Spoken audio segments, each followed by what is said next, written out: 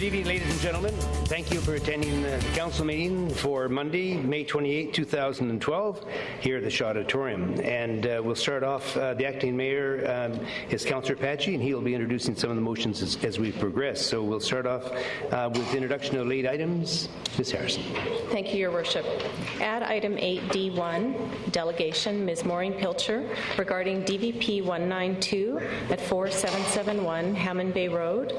Add Mr. Tony Souls to item 8F1, LA 79, Splitsville Entertainment. Add item 8F2, delegation, Ms. Dorothy Sangret, or representative, regarding LA 79, Splitsville Entertainment. Add item 8H1, delegation, Mr. Charles Thurkel, regarding RA 292-2375 Hayes Road. Add item 8H2, delegation, Mr. Daniel Frick, regarding RA 292 at 2375 Hayes Road. And add item 8H3, delegation, Ms. Maureen Pilcher, regarding RA 292 at 2375 Hayes Road. Add item 12E, correspondence, letter from J. Valentine, Nanaimo Community Archives, regarding federal funding cuts. Add item 12F, correspondence, letter from Mr. Rod Brown regarding a letter of support to have Newcastle Island as an adjunct to the Trans-Canada Trail. Add item 12F1, delegation, Mr. Rod Brown. Add item 13A, announcement of recent appointments to committees, commissions, and boards. Thank you very much. And Councillor Brennan, you're on. Okay, move adoption of the agenda as amended. I wanted Just to... wait one, please. Go ahead. I wanted to add that I'll be making a notice of motion regarding a reception for new immigrants to Nanaimo. Okay, thank you very much. Now, if we could ask for the adoption of the agenda, Councillor. Move the adoption of the agenda as amended, Your Worship. Second. Moved and seconded. All those in favor? Opposed? Motion carried. And we'll ask for an adoption of the minutes, please. Move adoption of the minutes. Second. Moved and seconded. All those in favor? Motion carries. This is a slight change from the traditional agenda. This is the first night we're trying it, so bear with us as we go through this thing. There may be a few miscues on some of these things. So the next thing, item 5A, is Ms. Corey Hostetter, I'm sorry, for the General Manager of the Downtown DNBIA with a presentation. Ms. Hostetter, welcome. Worship Council, I'm Sherry Molson. I am the president of Downtown Nanaimo BIA, and it's my pleasure to be here tonight to personally thank council members present and past for supporting and understanding that downtown was and still is a priority to our city. We are grateful that we have Ian Howitt, who sits on our board as an ex officio member. He has been extremely valuable asset to our board and our relationship with the city. I've been on the board since inception. We've had some bumps in the road for sure, but I am proud to say that we now have great working relationships with all the businesses downtown, with our downtown partners, OCQA, NEDC, Vancouver Island Conference Center. Key factors of the DNBIA's success have been the volunteers in our committees, our board members, our DNBIA businesses, and led by the leadership of our General Manager, Corey Hostetter. I'm very proud of her dedication and the accomplishments that she's been able to contribute in the last 22 months in the DNBIA. So I'd like to introduce Corey Hostetter to you to give you an overview of what's been happening in downtown for the last 22 months. Thank you very much. Thank you. Thanks.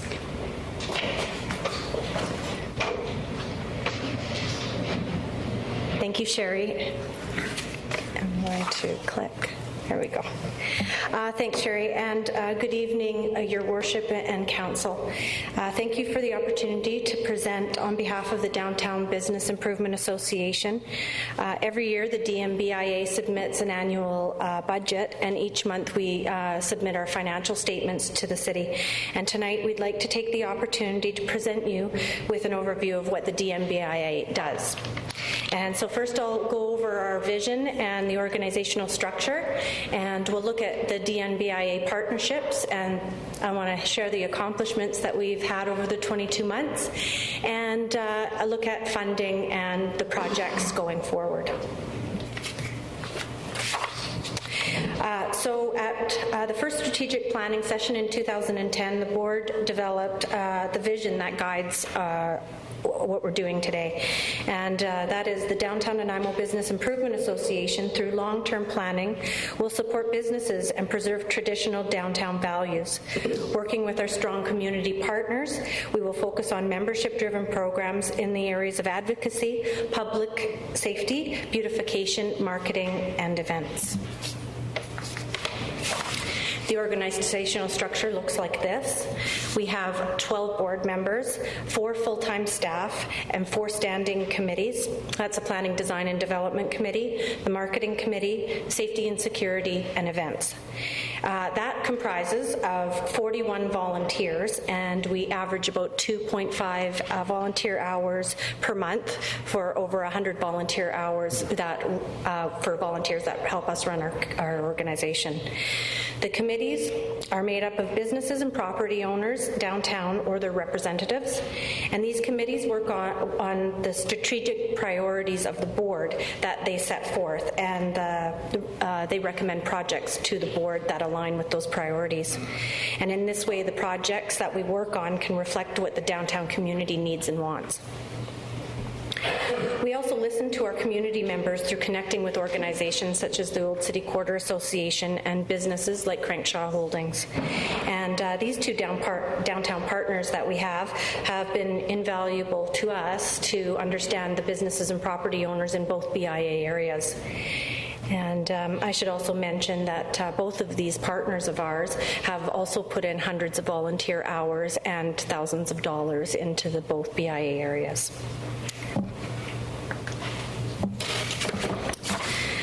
The DNBIA works with several community partners on projects that have a direct benefit to our organizations and downtown.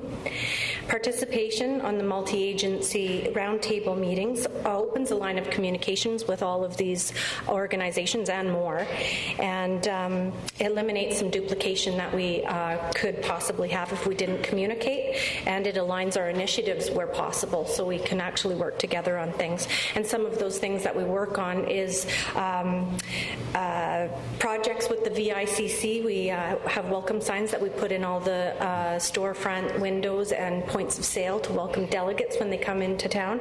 We produce a delegate discount card that we give to all delegates if they like to put that in their swag bag.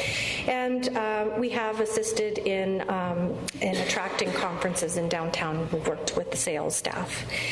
And we work with the Nanaimo Port Authority on making sure that the cruise ship passengers are welcomed in a inviting way. And we've heard that we welcome cruise ship passengers better than anybody on Vancouver Island.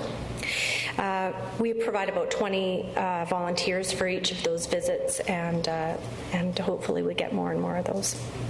We also work with the City of Nanaimo staff on lots of different projects, and just recently we've put in 20 new bike racks, 20 new garbage cans that match, and we had a whole new band of decorations that we put in downtown, and some of these projects that we work on alleviate staff time for the City of Nanaimo that we can work on and help put that together.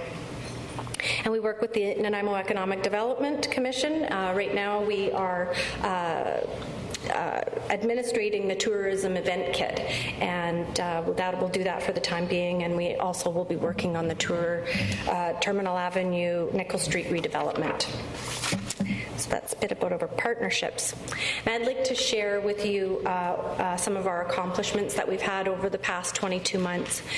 And besides the communication initiative that we hit hard with 22 months ago to communicate better with our members, we are doing city notes every 2 weeks, poster delivery, news flashes, quarterly coffee meetings, and business mixers for communication. And in that time, we also had a complete office and staff reorganization. We underwent 2 strategic plannings. We created a sponsorship program for events and an event kit downtown. 16 events we sponsored. We implemented 6 annual signature events. I think it says 5 up there, but it's 6. Multicultural Festival, Harvest Festival, Halloween, Easter, and the Bathtub Days Street Fair, and that was brought back after a hiatus of about 10 years by popular demand. And we do Christmas downtown. We do the horse-drawn carriages and Santa's Workshop for the month of December, and we fly him in on a float plane. We are now administrating the Diana Krall Plaza and live site screen and making sure that there's programming on the screen and in the plaza, and we're hoping to have a full complement of events in the plaza for this summer. We created a co-op marketing campaign, a strategy to increase better communication, a graffiti removal program. We put lights on Commercial Street, 20 new garbage cans, as I said before, and the bike racks, created a facade grant program, and in 2012 we hosted the BIA-BC conference. So this October, I think I'm myself. In October, the board set a new set of priorities to guide us in the new fiscal year. And these priorities focus on and include looking at vacant properties in downtown and helping clean those up and revitalize them. Wayfinding in the downtown core to be implemented. We'd like to put a signage strategy together to show people where to go. And we want to focus on marketing, communications, and public relations. Public washrooms in both BIAs is something we want to look at. Business recruitment and retention, arts and culture, and entertainment, greening up the downtown in both BIAs, Terminal Nickel Street redevelopment, and a visitor-oriented website. And that website is just about finished. So to get all of this done, the DNBIA is funded by self-imposed BIA tax levy of downtown property owners who vote to have the city collect the funds that will support downtown revitalization. The city of Nanaimo matches that amount, which maintains the level of care needed to create a healthy downtown. So you can see there how we're funded. Our preliminary budget is divided between committee functions based on projects submitted to the board. Projects are completed in-house, and this supports the model of staff versus contractor.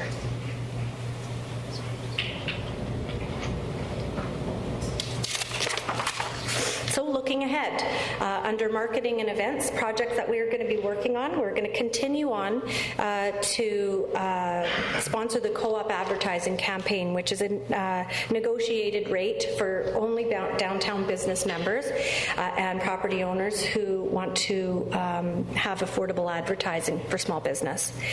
And we are going to be doing a parking campaign. We're going to be looking at parking and bringing and creating awareness around parking in downtown Nanaimo in hopefully a fun way. Try and cheer that one up. Transformations Downtown Makeovers is a focus on services in downtown, and doesn't just mean makeovers for women, it's makeovers for your retail shop or for your business.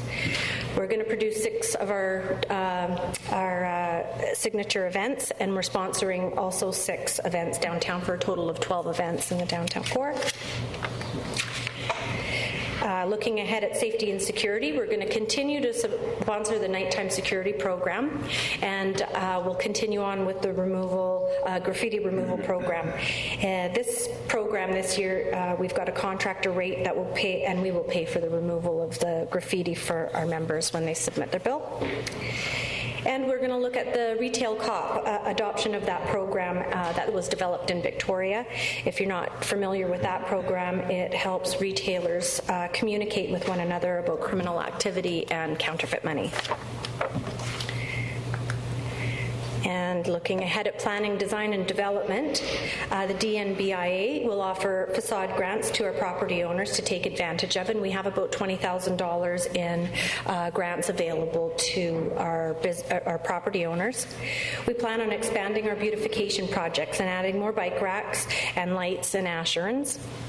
The ENN Trail project will connect the downtown core with North Nanaimo by completing the section of the trail between Fitzwilliam and Cypress. And the Terminal Nickel redevelopment project is aimed at developing strategies to overcome the challenges that are currently inhibiting development and business in that corridor.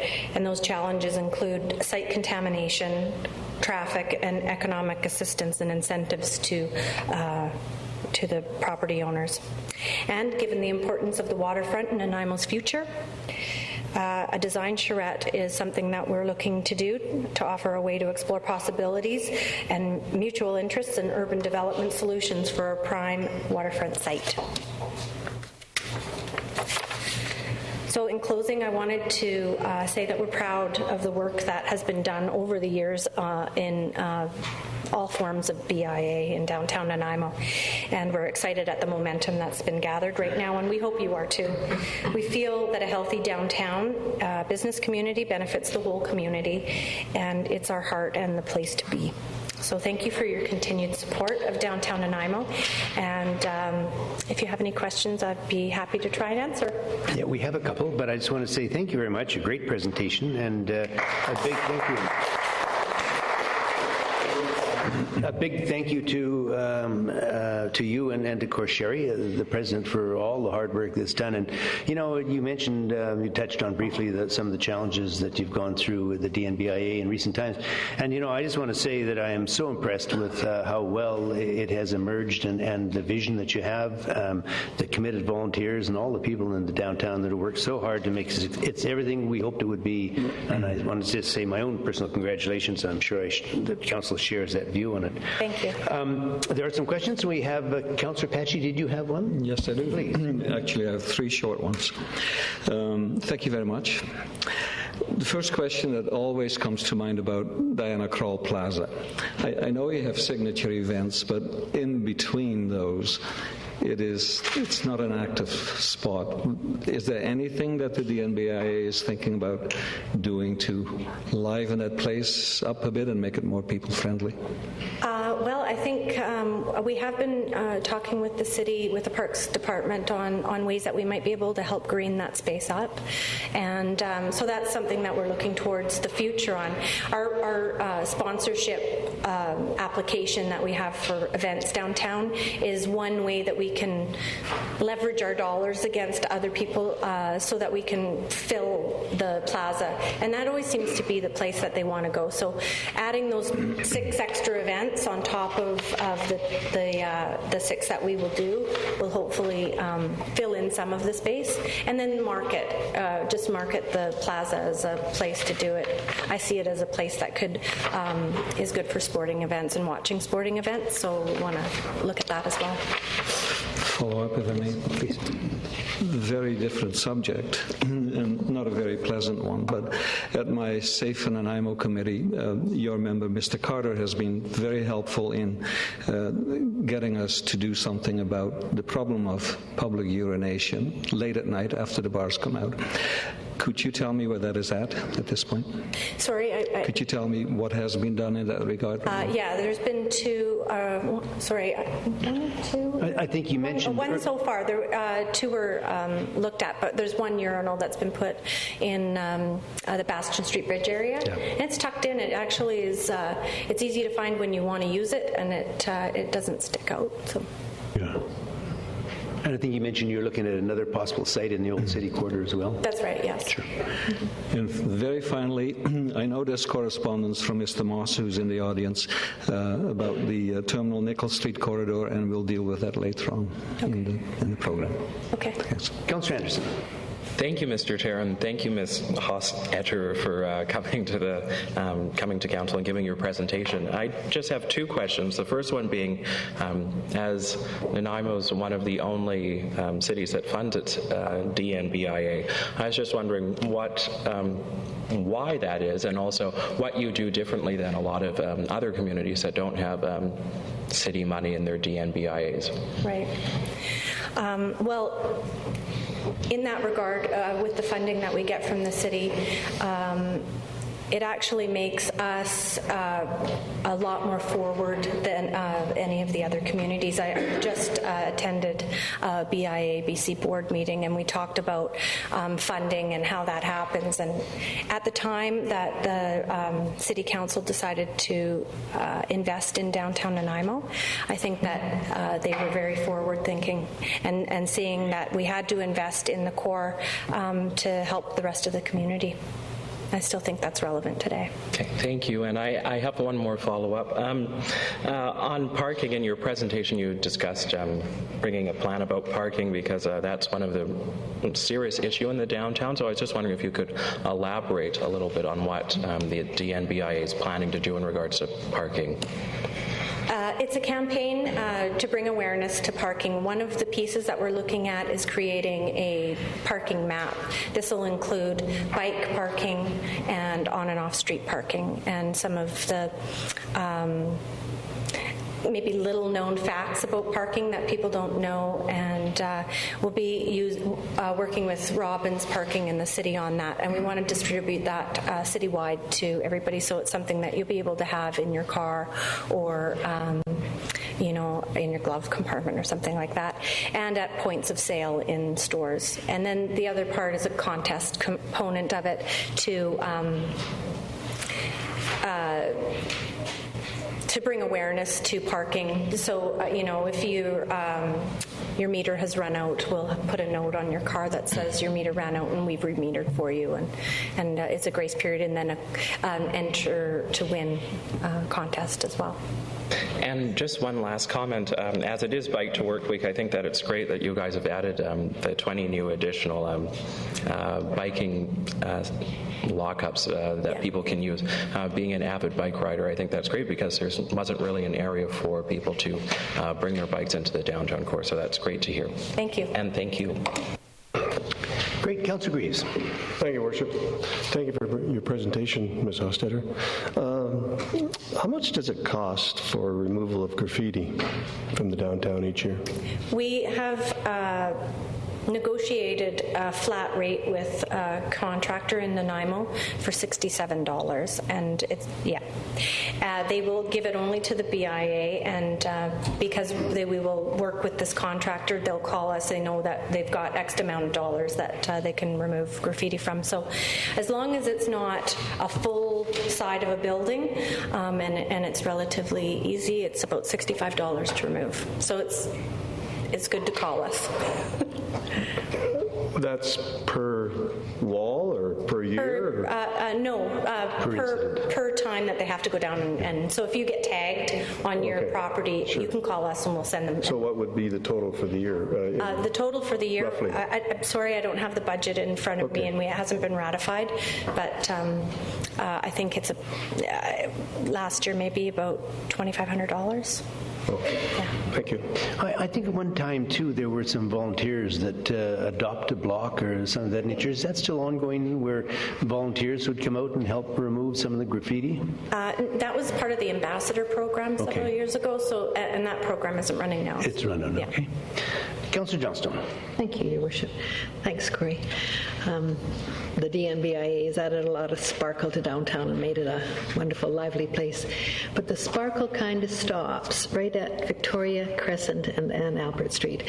Do the merchants in downtown Nanaimo cost share the beautiful lights that make the downtown so festive at night? Not so far. Is there any possibility of extending those lights further down right to the Island Highway? Yeah, we have a plan in place right now under the Planning, Design and Development Committee to further the length of those lights on the street. Perfect. Thank you. You know, I think I just might mention, if I could quickly, that I'm just touching on what you said earlier about the downtown parking. I don't know that it is such a problem. In reality, it's more of a perception that there isn't enough parking. And, you know, when we remember there's almost 600 spaces, underground spaces available between under the conference center and Diana Krall Plaza, plus a large inventory of other spaces. So it's really a matter of education so people can understand where adequate parking is available. And I think the reality is that everyone wants to pull up right outside the business they want to visit, and if it's not available, they become quite disappointed very quickly, I think, because of it. But good for you for doing it, because I think it's just a matter of awareness. Councillor Kipp. Thank you for the presentation, and I think we are one of the only ones. What about this picture on the screen right now, closing Commercial Street to automobile traffic? Are you looking at doing more of that throughout the year in the special events? Yeah, I think we have to poll our merchants on the street. There's two schools of thought. We had such a successful car show this year, as you can see in that picture, and the merchants on the street that day absolutely enjoyed it. If we can bring the right type of event, I think it's worth closing the street. Follow-up. Yes. There's some 5,000 parking spots, both private and city, in the downtown core area. And I have some studies and seen them previously where closing off the downtown cores like that actually improves business. With some of the streets, so I'll try and get that forward. I'd love to see that. What were the 6 events, the main key events again? Could you? We have a Harvest Festival, multicultural. Do you mean the The sponsored Harvest events? Festival is one that was missing. That's Multicultural Festival, Bathtub Days Street Fair, Christmas, and Halloween and Easter. Yeah, it was the Harvest one that was Okay. missing. Thank you. Okay. Thank you very much. Good. I think that pretty well concludes all the questions on it.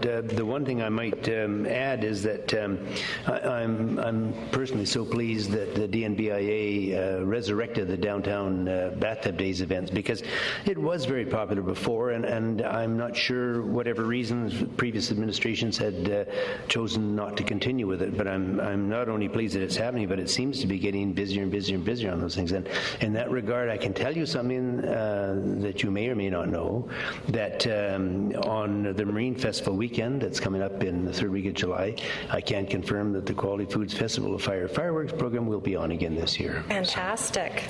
That's great news. Thank you for your presentation. Great. Thank you Great so much. presentation. Thank you.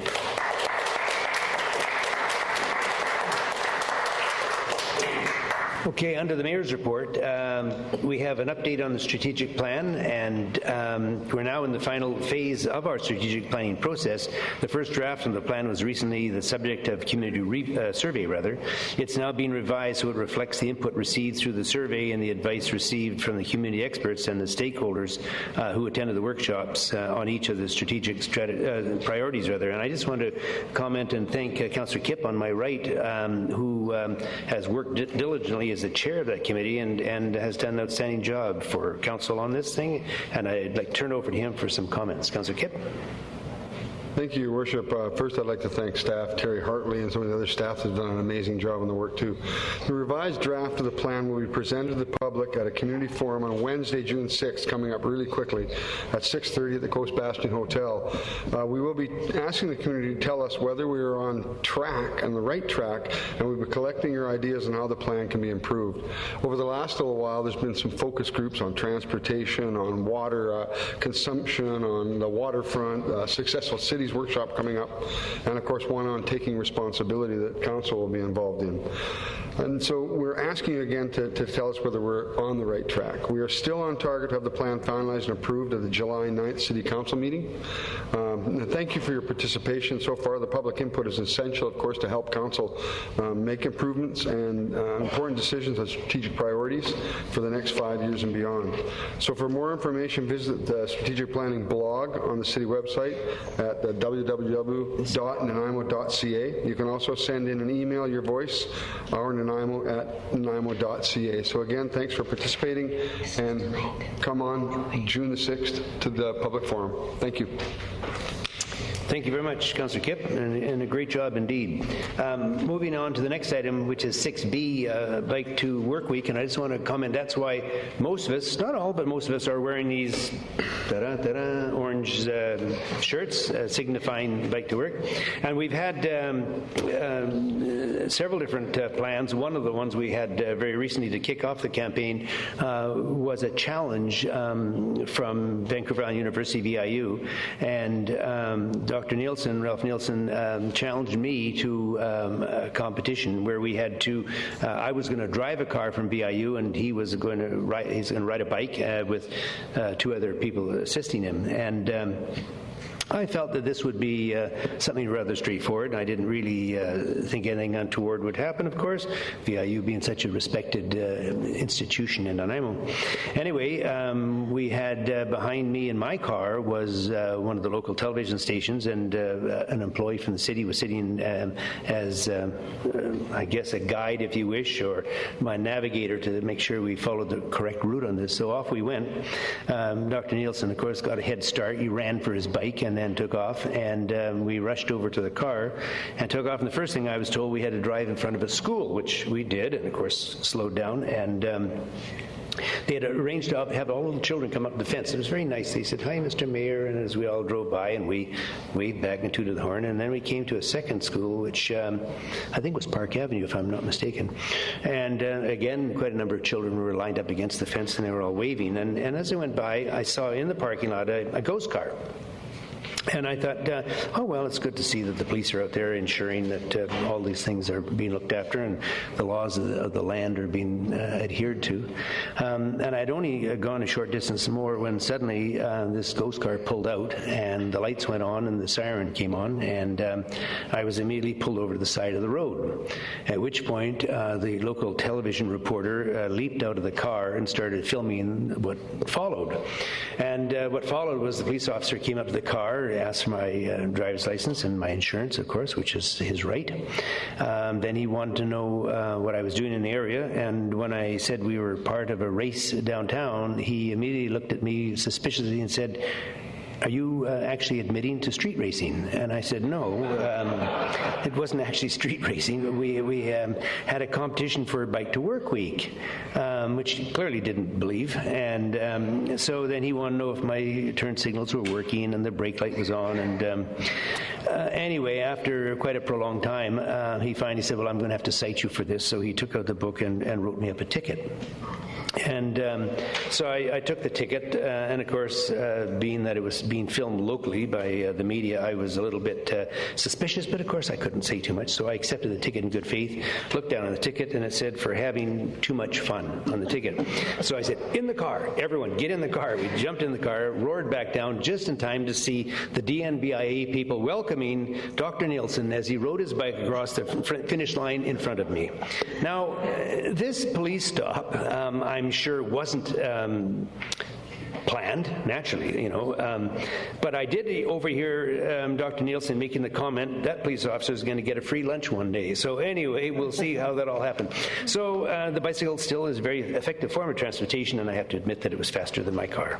So we've got a couple of proclamations, but I'll pass on those things and touch on the procedural changes to council agenda. And Ms. Harrison, is there anything you want to expand on the changes? I think anyone who's looking at the agenda tonight will see that it's significantly different than we normally have, but if you want to enlighten us on that.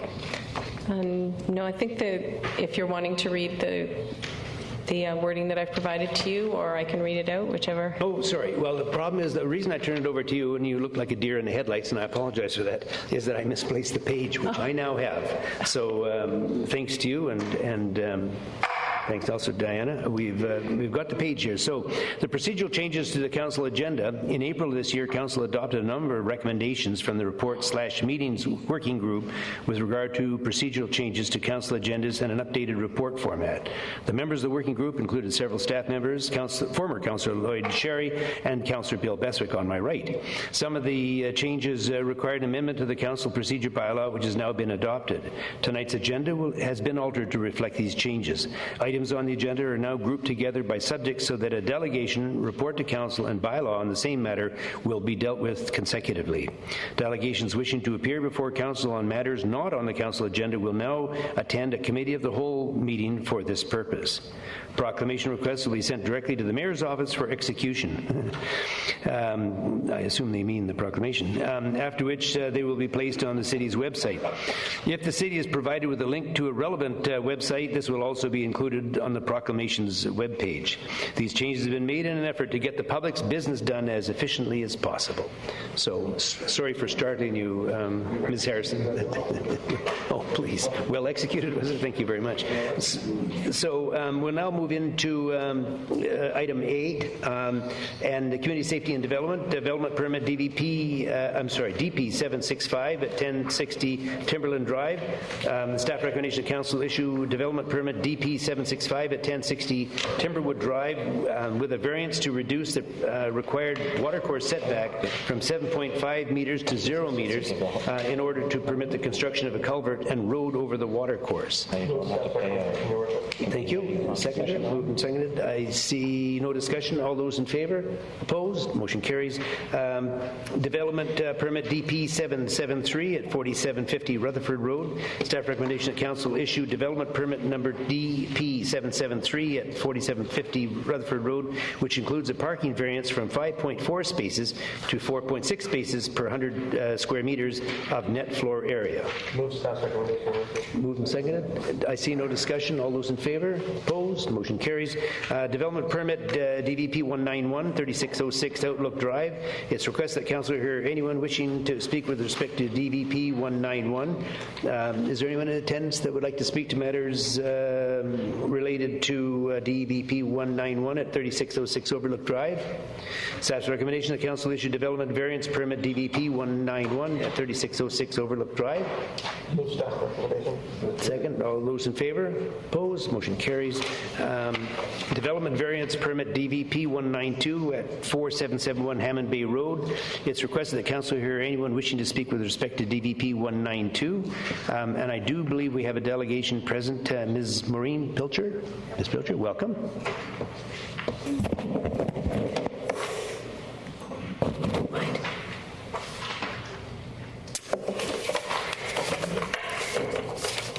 Good evening.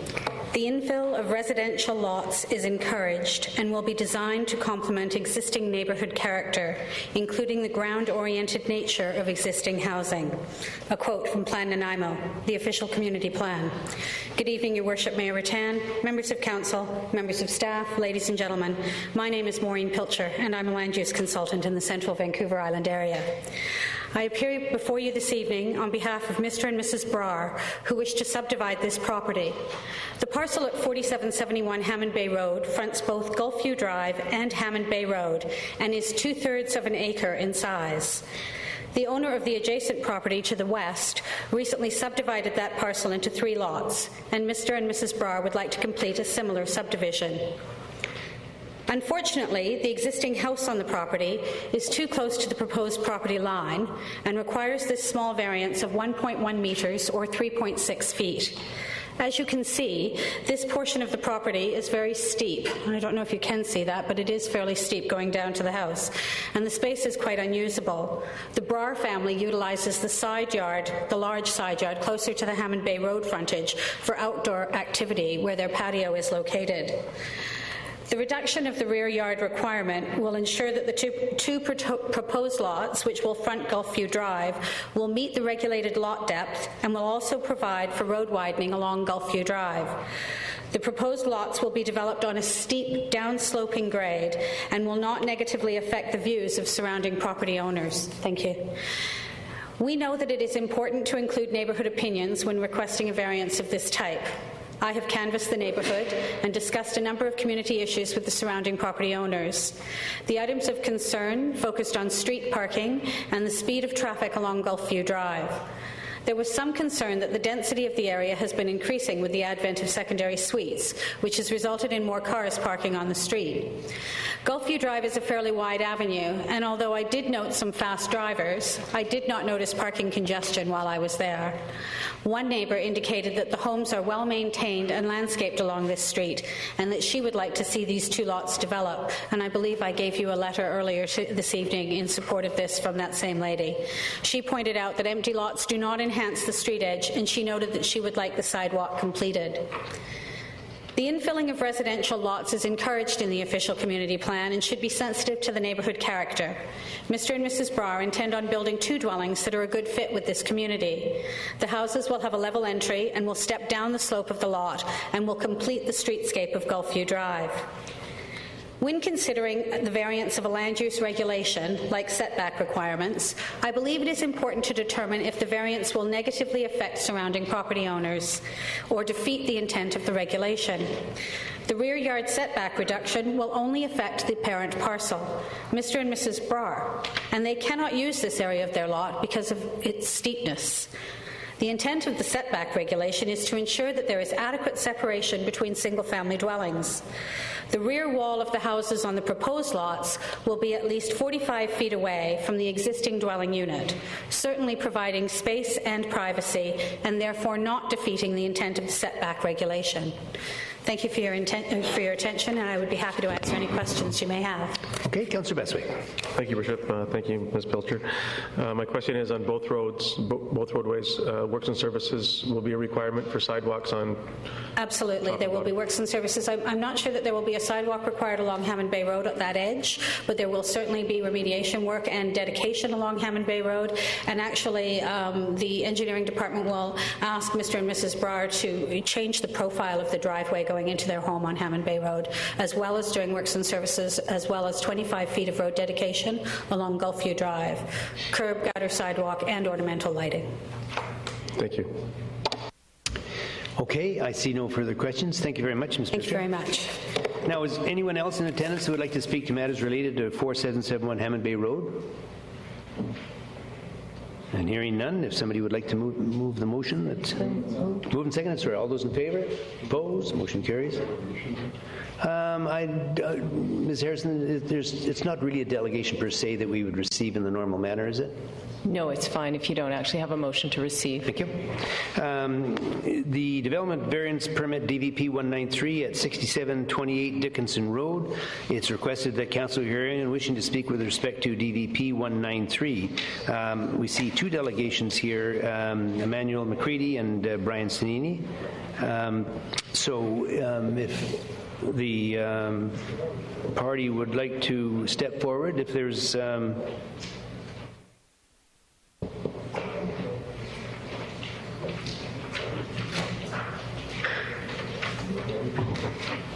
Good evening, Your Worship, members of council, and city staff.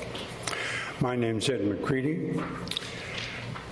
I live on Dickinson Road, a condominium complex of 70 units.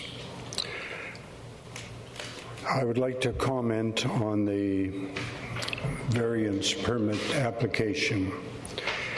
In July 2010, City Council decided that the sign bylaws needed to be changed so that rules could be enforced. So in November 2010, a sign bylaw was developed by city staff in consultation with developers and realtors, and everyone was happy. But enforcement has been weak. For example, it was only in April 2012, this year, that Carrington, the developer of Texada, an 89-unit project, took down their sign, which had been up for about 5 years. Supposed to be 2 years. Now the developer of Clearview, a 42-unit project, which is part of Regency Vista, in total 70 units, has asked for a 2-year extension to the already more than 2 years his sign has been up. Like Carrington, the Clearview developer has about, more or less, 1/3 unsold units. Now, I can sympathize with the developer who wants to sell property. Well, think about this. If property does not sell, the price is the problem, not the sign. We have 2,500 realtors on Vancouver Island, and there are about 250 working in Nanaimo. Why should anyone care about rules and bylaws? Well, if there is a rule or bylaw, enforce it properly or scrap it. I have the greatest respect for the competence of city staff who developed Sign Bylaw 1987, number 2850, and their leadership. But what is the point of developing bylaws if they are not enforced? What message does this say to the community and to city staff? Now, an aside. We had a marvelous presentation. It's called Notice of Development Variance Permit Resolution. 2 pages, beautifully done by city staff, and I hope not at city expense. Well, if the city really wanted to know what the people in the north end of that area at Regency Vista wanted to think about the sign, should it be there, should it be not? What they could have done, or what the property developer could have done, is to say, hey, take this up at your annual general meeting, which was held in February, and 70 units could have voted, with the developer voting all the unsold. That's an aside.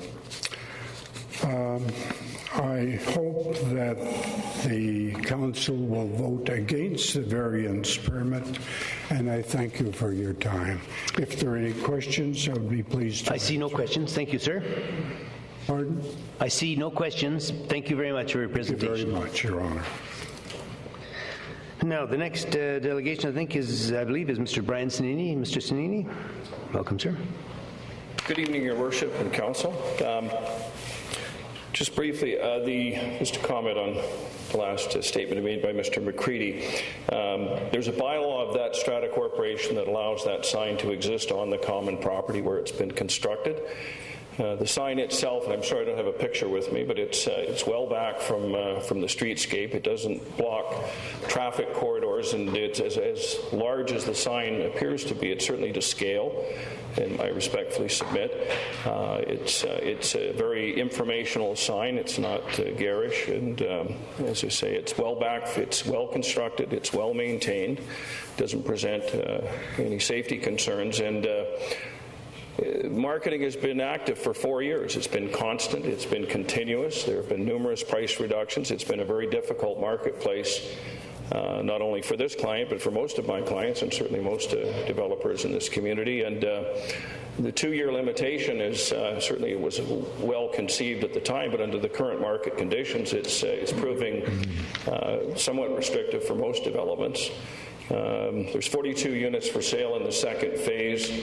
2/3 of those have been sold. We've been marketing actively for 4 years now. Pre-construction, post-construction, it's been continuous. We have 1/3 of the units still left to sell. I was looking for an indefinite extension, but I understand 2 years is a recommendation. I'm certainly more than happy to consider that, and that's really all I have to say. Okay, we have one question for you, sir. Councillor Patchy. Thank you, Worship. Evening, Mr. Sannini. When this project was built, there were more signs than just this one, were there not? Actually, I don't believe there were any other signs other than this particular. It's actually a two-sided sign. That was going to be my next question. When you look at this sign, it looks kind of a one-sided, but this is actually a sign that is in V shape. That's and correct. is twice the size that what we see here on this picture. That's correct. It's actually two identical signs in a wedge. And finally, Your Worship, if I may, when we discussed this a few weeks ago, I know your intent is to get us to prove that this sign stays on in its position until the very last unit is sold. Let me rephrase that.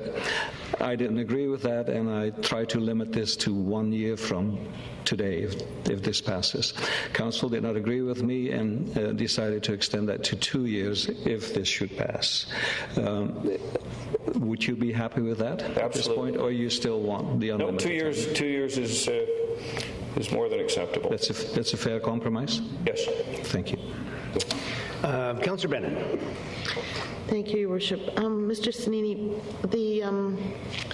can you tell me what the rate of sale is over the course of the last 4 years, and currently what's the rate of the sale? How many are you selling in what time period?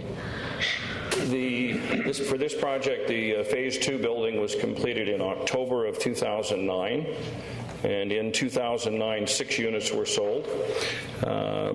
15 units were sold in 2010, 7 in 2011, and to date in 2012, there have been no sales. But it's still your opinion that the sign is working and is necessary? Its primary function is to advertise the dates that the open house is available, which is now on weekends alone, and I think it's very crucial. Thank you. Okay. Well, it's certainly not like the Vancouver market where they put a house on the market and it's usually bid up the next day. Councillor Beswick. Thank you, Your Worship. Question to staff: if there was 12 independent owners of these 12 units, could there potentially be 12 individual signs placed throughout the property advertising for sale, 12 units? That's correct. They would have to be smaller in size, but individual signs are allowed for individual sales. These bigger signs are for the entire project.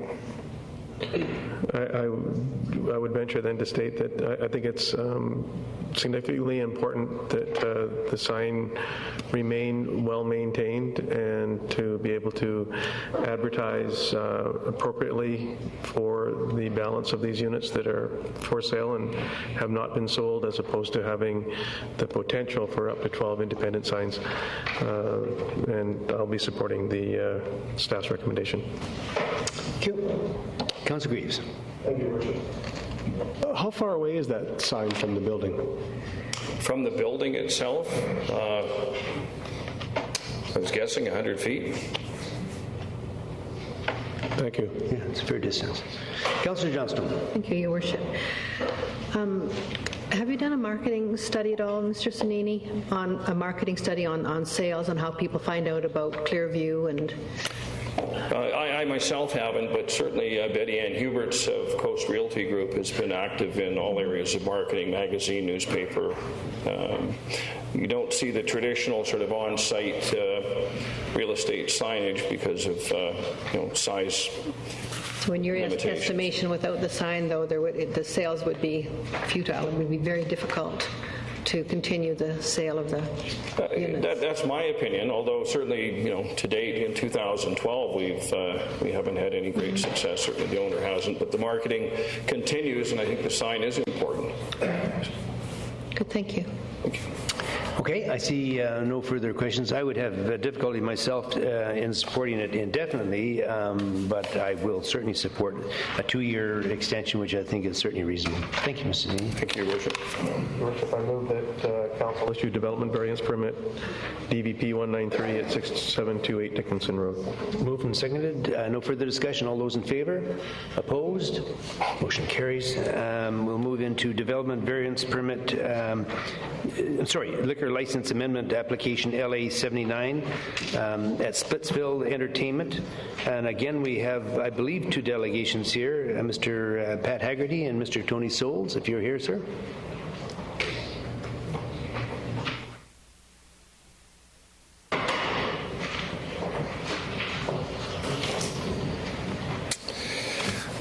Welcome. Good evening. Yeah, I'd like to thank the council for hearing us on the liquor license amendment application. Evergreen Lanes, Evergreen Lanes, built in 1978, opened with two liquor licenses. One was a food primary and one was a liquor primary. Subsequently, we took over the operations in 2005, and we retained both the licenses, the food primary and the liquor primary. Recent changes to the Liquor Control Act, which identified different areas, including the likes of golf clubs and golf courses and curling clubs, allowed for us to look at consolidating our licenses from a food primary and a liquor primary to what's called a liquor primary. And that liquor primary will allow us to have minors in the building with their parents, and does not put people at the discretion of having to order food if they would like to come in and participate with bowling and have a drink if they wish. More importantly to us, what it allows us to do, because when you have a liquor primary, you're not allowed to enter the area if you're 19 years of age or younger.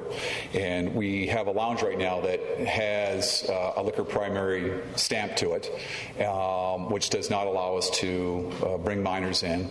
And in today's environment, we need to change this area to accommodate birthday parties, team events, fundraisers. So we curtail our offering, which really from the age of 3 to 93, sport, recreation, entertainment, with our products and services, so that during the day we can take this particular space and allow minors into it. And ultimately, with the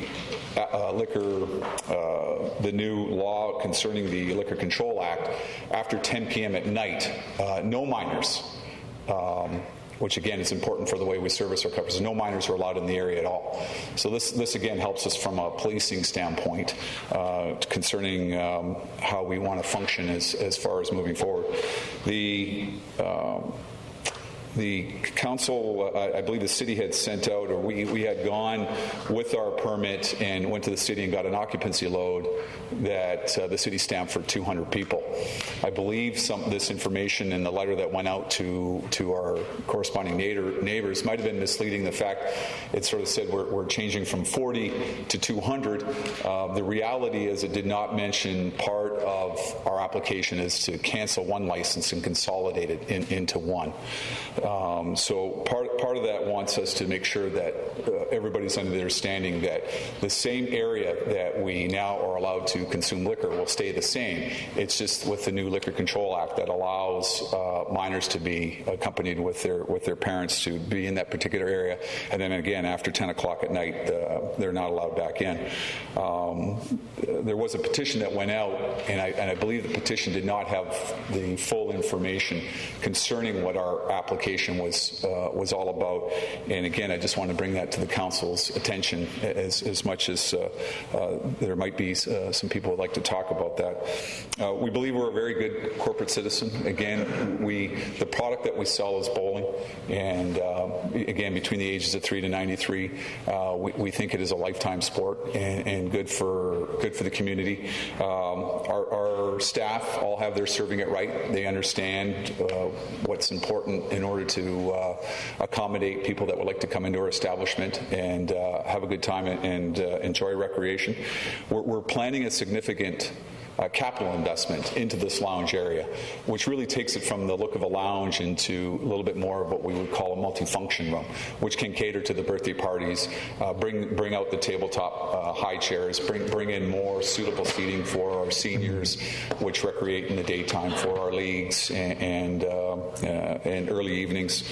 And we also believe this is going to help service our customers a lot better as well too, and allow us to put ourselves ourselves in a position in order to succeed. So from that perspective, we're looking for your adoption and agreement to allow us to have that liquor license amendment application approved. Okay, so I see some questions here. Councillor Patchy. Thank you, Bishop. Evening, Mr. Haggerty. I imagine you have seen the RCMP report that came with the staff report that we've had. Have you read the RCMP report that I have not. Now, it is 2.5 pages, and it tells us in pretty certain terms that we should not be approving this because of a variety of reasons that have to do with levels of criminal activity in the city, levels of public disorder, previous RCMP incidents that, when I read this, I just can't support it. Right. Unfortunately, I haven't read that, but I would also make comment that the Liquor Control Board is recommending we move forward on this. As far as incident reports that get reported to me at head office, I'm not quite sure if they're talking about something specific. No, they're talking about 46 calls since 2008, a number of disturbances this year. In January of 2010, they issued a licensed establishment report to the liquor branch with all sorts of negative things in there. That it's not a good report. And if the RCMP did not have a problem with it, they certainly would tell us so. They've done it on numerous occasions. This is actually the first one that I've seen in a long time where they say, please don't do it. It's troublesome. Yeah, Very troublesome. I mean, I would appreciate the fact that, again, I apologize, I haven't read the report that came with it. I would also ask, though, from the standpoint where what we're trying to do is make sure that we police and operate our center better. From that standpoint where I'm unclear where the RCMP are saying don't do it, what would the changes that would happen inside as far as being able to serve liquor to people, that sort of remains the same because the complete establishment that we have right now inside, we can serve liquor to. What we're wanting to keep away are the minors after 10 o'clock, the policing of how we cater to the services that we're trying to offer, and put ourselves in an environment that we can change ourselves into more of a family entertainment complex. In fairness to you, because you haven't read it, let me just read 6 of the bullets that we got from the RCMP. The 200-person capacity is equivalent to an average-sized downtown nightclub. That's the first. The establishment would feature a liquor primary area accessible to both adults and minors. Is that correct on that one? The built environment is intended for recreational bowling activities without the design features for proper ID checks, patron monitoring, and CCTV security. Many, quote-unquote, weapons of opportunity are present in the event of a violent incident. And the last one, the venue does not utilize security-trained door or floor staff typically found in liquor primary establishments. And those are serious concerns that I don't think you have addressed. No, and I take them as serious. From the standpoint where my background is, I work for the Brunswick Bowling and Billiard Corporation. I've been in the bowling business for 25 years. We have an operation in Hamilton. It has what I would consider to be what we're asking for, a liquor primary that allows children inside. In fact, it will allow them past 10 o'clock at night as well, too. So I think from the standpoint where if there is protocol and processes that we would like to put into place to keep the RCMP and keep the city of Nanaimo happy, what we're really looking for too, though, is that we have space inside the building that is not being adequately used, and it's hurting the business as far as trying to get kids into a multi-purpose room with team events, with the birthday parties.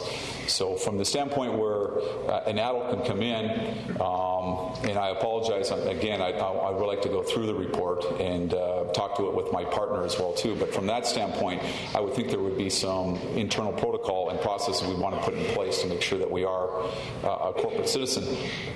That being said, though, from the standpoint where the city stamped an occupancy permit of 200, I'd be more than willing to look to reduce that.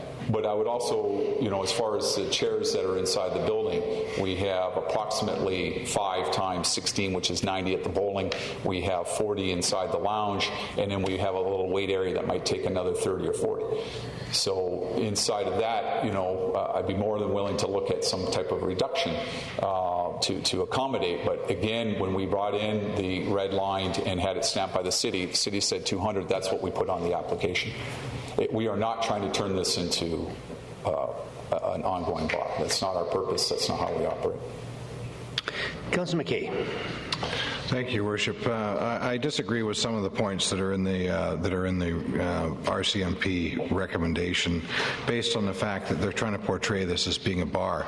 What really concerns me is the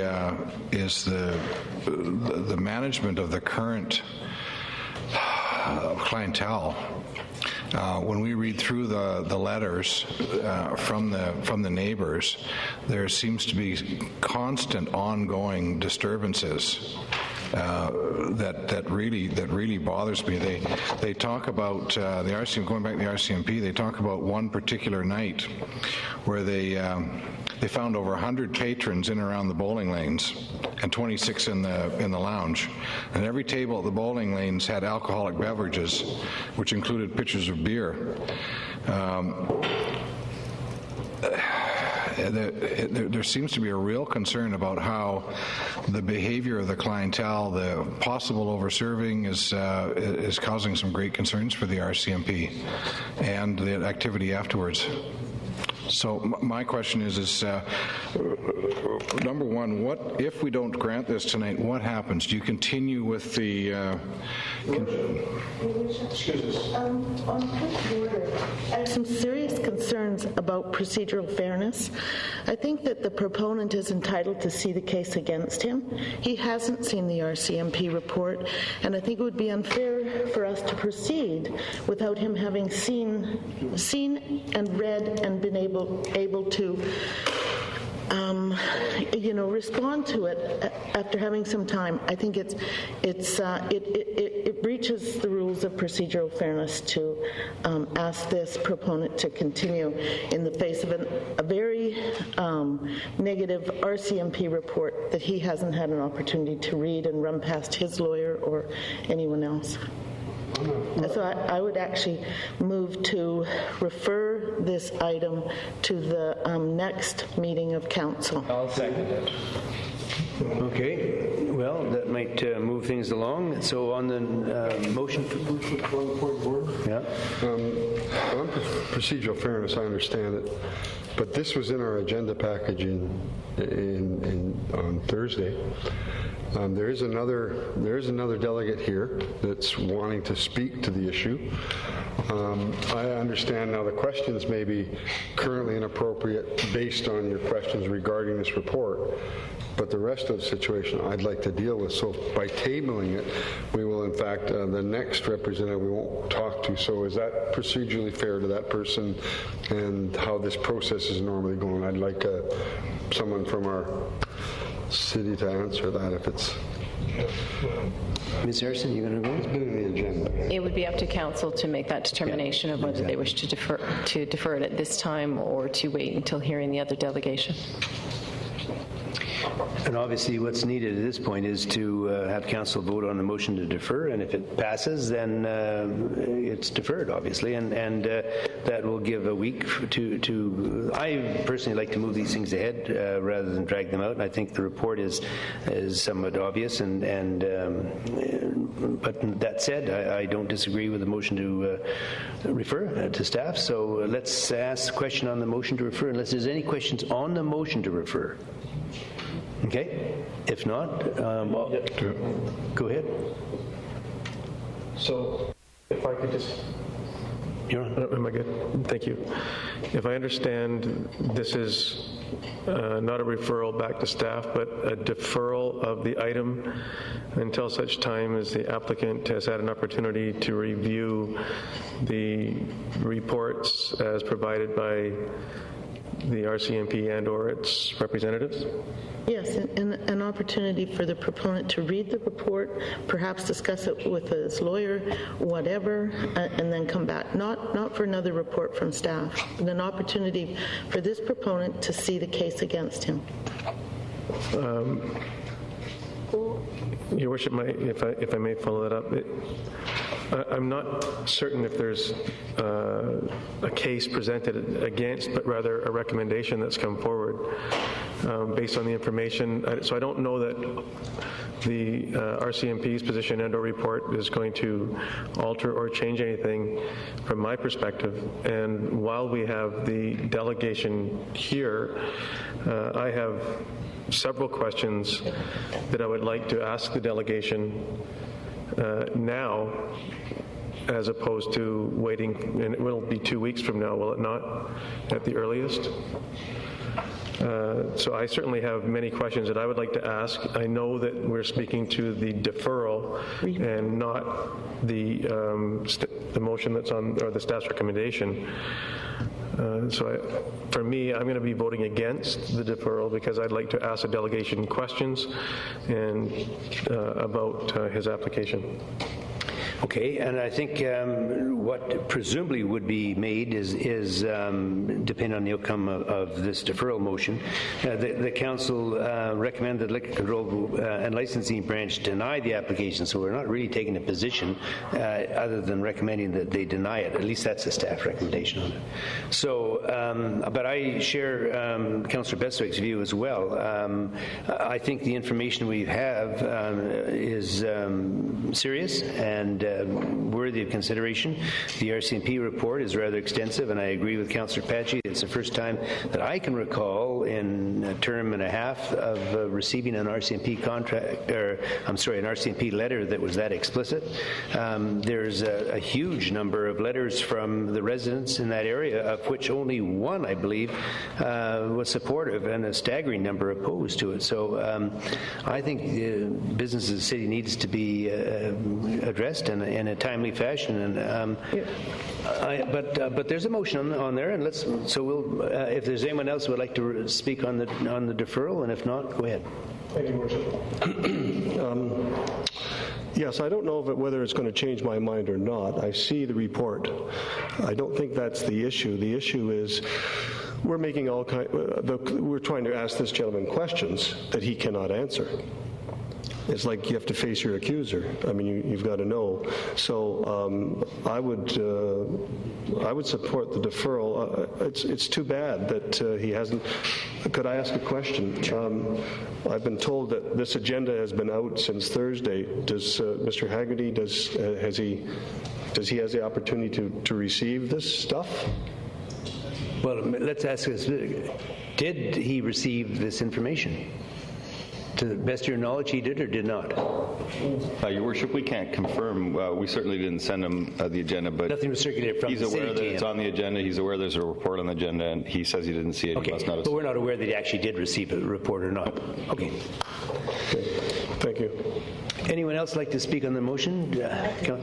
Okay, go ahead. Our order is a little bit skewed, but we are on now. I would prefer to speak last, sort of wrapping up my motion. Anyone else like to speak on the drill? Okay, you're on, Councillor Bestwick, and then Councillor Johnstone. Thank you, Worship. Just and not to belabor the point, but Councillor Greaves indicated that it's questions that the delegation may not be able to answer. I wish not to speculate that there's questions that the delegation wouldn't be able to answer, because certainly there's questions that I have that I would hope that the delegation would have the basis of information in which to be able to provide the answer to the questions, whether or not he's read the RCMP report or not, which only forms a part of the report. But I certainly have questions that I think that the delegation is capable of responding to while we have them in front of us tonight. Thank you. Okay. Councillor Johnston. Your Worship, for me it would be dependent on whether I support the motion or not to know whether Mr. Haggerty is on-site manager. I am not. You are not an on-site manager. So then, do you have regular meetings with your management team? Have you been aware of these police reports? I do know that the police have been called. To the extent, and again, I haven't read the report. But we're on the motion. Okay, but that to me is important to know whether he's a manager on site. Thank you. Sorry. Thank you for your question. Your answer. Okay, so the motion on the floor is then. Sorry. Okay, go ahead. Thank you, Mr. Chair. I'm just going to say, in regards to this motion, that I will be supporting it. It's very difficult to say when the applicant has not read some of the information, and as Councillor Greaves and Councillor Brennan have mentioned, that he won't be able to answer the questions. It's very difficult for us as a council to be able to make a decision based on whether he reads it, and I'm going to change my mind on it.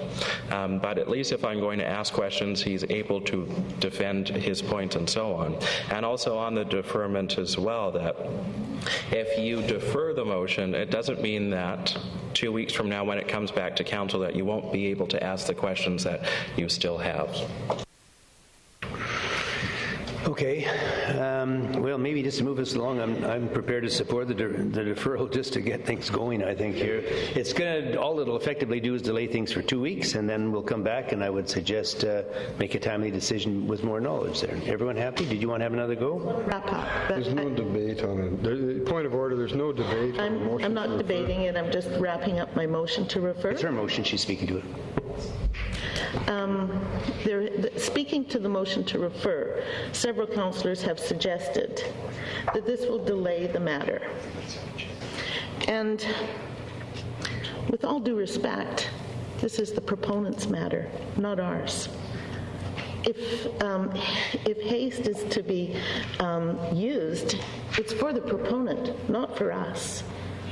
This idea of getting it done while breaching the proponent's right to a fair hearing, and that is what we're doing. A fair hearing includes the right, it fundamentally includes the right to know the case against you. And, this is the case against. The RCMP are against it. They have stated why. They have stated what they said happened. The proponent has not had an opportunity to read it and develop a response. Our questions will still be here 2 weeks from now when it comes back and the proponent is in front of us, and we can ask those questions, but by that time he will have read it and will be prepared to answer our questions. Okay. That's what this is. Okay, just 1 second. We have Councillor Bestwick. Well, I recognize that this isn't a debate. We also have the ability to disregard the RCMP's report if we wish, and quite frankly, this isn't our responsibility to ensure that a proponent or applicant of any item, let alone this one, that we ensure that we do the homework for the applicant. So we've done the homework on this recommendation. It's our duty and responsibility to undertake our responsibility.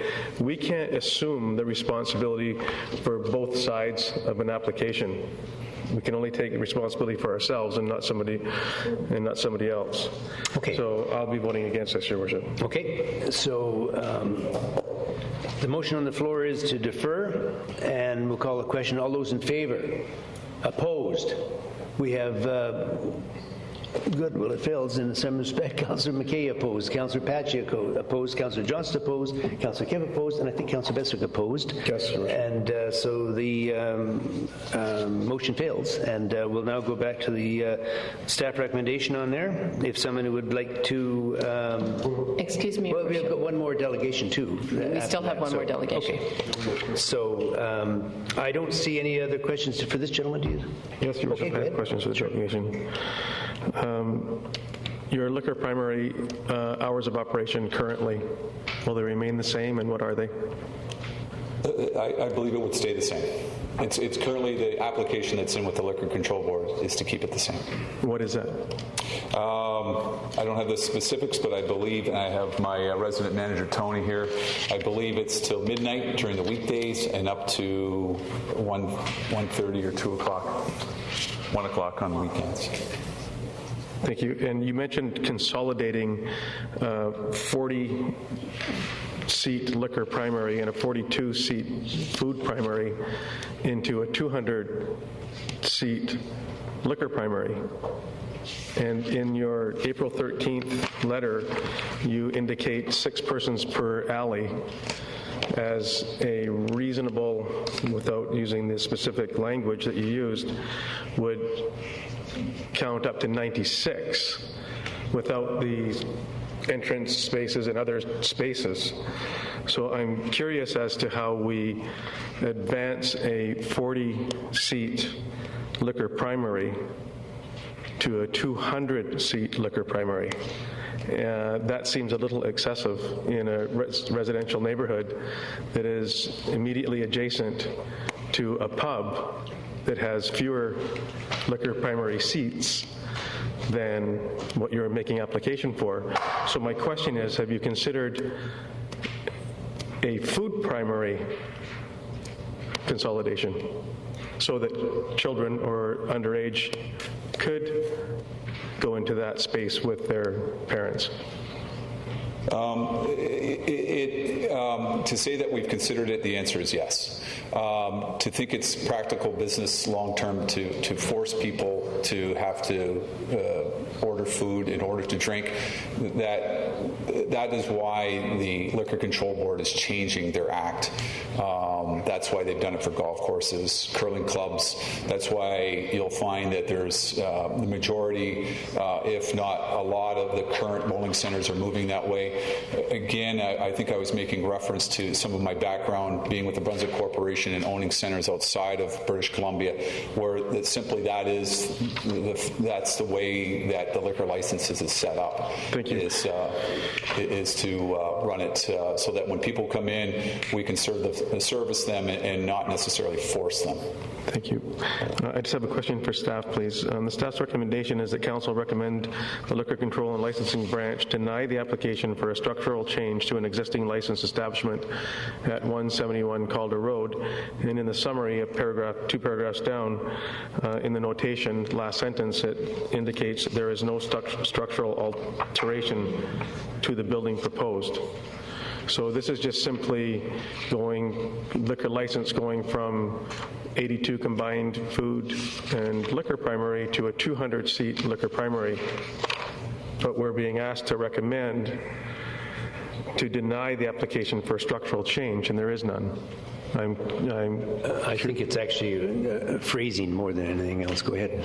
It's referred to as a structural change by the Liquor Licensing Branch. There's no alteration proposed to the building, although as the delegation made mention, there may be some interior renovations take place. Right now, the liquor primary on the floor plan that you see up on the screen, the liquor primary is the area that is in the lower right-hand corner, which is the lounge area, and then the food primary is in the remainder, but there is the occupant load of 200 seats, so it would be the entire area of the bowling lanes, the seating area for the bowling lanes to be considered liquor primary. Thank you. So, Your Worship, in finality for me, moving from 82 seats to 200 seats is excessive, and I will be supporting staff's recommendation. Thank you. I see no further questions at this time. Thank you, sir. Now, the next delegation is Ms. Dorothy Stranquet. Sorry? We have to vote on this? No, these are delegations coming in now. Oh, sorry. I'm asking for just inviting afterwards. Okay, sir. Welcome. Good evening, Mayor and Council. I've been asked to... Sorry, we just need if you're replacing somebody else that we don't have, we just need your name, your address, and your affiliation here. My name is Gordon Sikora. I live at 196 Calder Road for the past 27 years. Thank you, sir. And this petition is basically put together by a group of neighbors of the area adjacent to the Spitsville bowling alley, and I'll simply read it with some additional comments. Some of the neighbors have been asked to come and speak about this, but they're actually fearful to speak about it because of threats having been made against them. There's been many neighborhood complaints since Spitsville bowling alley was purchased, and we, the undersigned neighborhood, request that the expansion application to the existing liquor license area to Spitsville bowling alley at 171 Calder Road not only be denied but revoked for the following reasons. We have information here from 2009. The RCMP were handed 14 signed complaints from neighbors. The City of Nanaimo has a noise control bylaw, number 4750, but there doesn't appear to be anyone available to enforce this noise control bylaw during the hours that the problems arise at the Spitsville bowling alley. There's a series of pictures here taken in the neighborhood identifying a couple of bowling balls that have actually been thrown at houses in the immediate area. The patrons are throwing darts at the houses.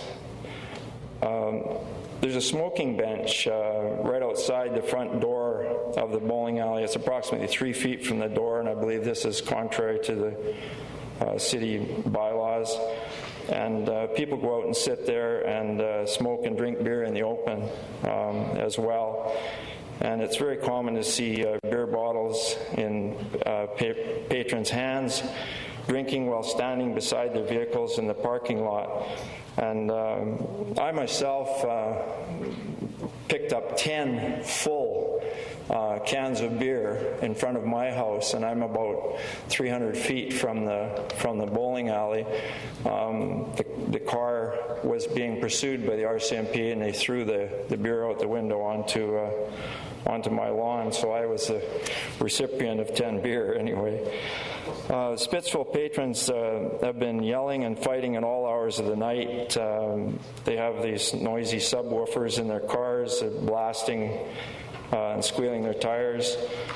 Some of the neighbors that were spoken to regarding this petition have call the RCMP, and they're instructed to go out and get the license numbers of the vehicles that are causing the problem before the RCMP will respond. February the 1st, 2009, MAD was contacted to see if we couldn't get something done about the dangerous drunken driving and the underage drinking. There's been several neighbors have found drug needles adjacent to the property of the bowling alley and notified the police. And there's a big problem with parking. Directly across from the bowling alley, there's a resident who has MS who's in a powered chair, and the vehicles park bumper to bumper, and she can't get out of her driveway even to go to the store with her powered wheelchair. And again, the RCMP have failed to respond to this complaint and simply told her to get used to it. The Liquor Control Board, Brad McRobert, he's been conducted regarding to the problem of minors being served. In my informal questions that I asked neighbors around the neighborhood, actually one neighbor was very much in favor of having the opportunity to go to the bowling alley and drink, never bowls, and so it has become, apparently for some, a place to go and drink rather than the pub as a change of venue. I noted that the previous speaker said that they're a good corporate citizen. I also understand that Nanaimo has a neighborhood agreement, a good neighborhood agreement, which Spitsville are not a signer of, and apparently have refused to sign this, and apparently are not required to sign this agreement. And I don't know why that is. Is it enforced, or is it voluntary, or what is a good neighbor agreement?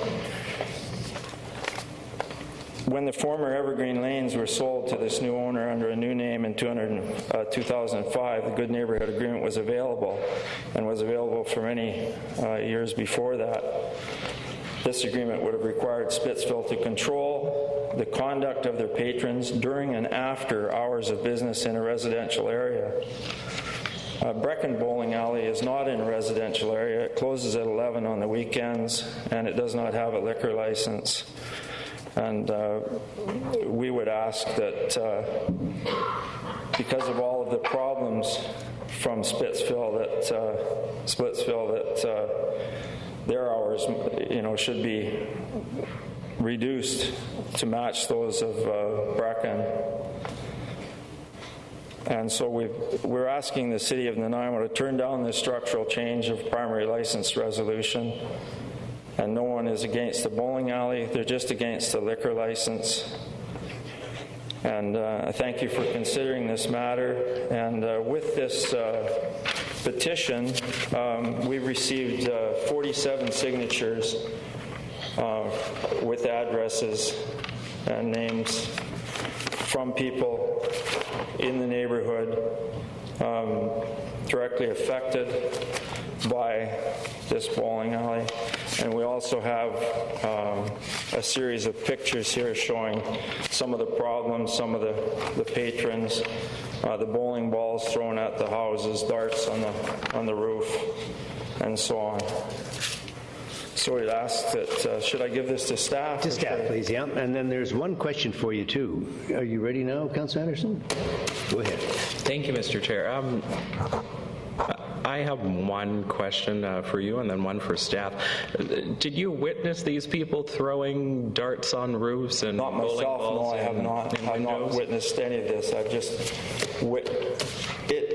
it is such a zoo in this neighborhood that we at times would take our lawn chairs and sit out at the end of our driveway and wait for the patrons to come out if there was a little bit of snow, because then they would try the hill in the snow, and it was very entertaining to see the resulting chaos from them leaving the bowling alley and trying to go up Calder Hill, which is 26% in the snow.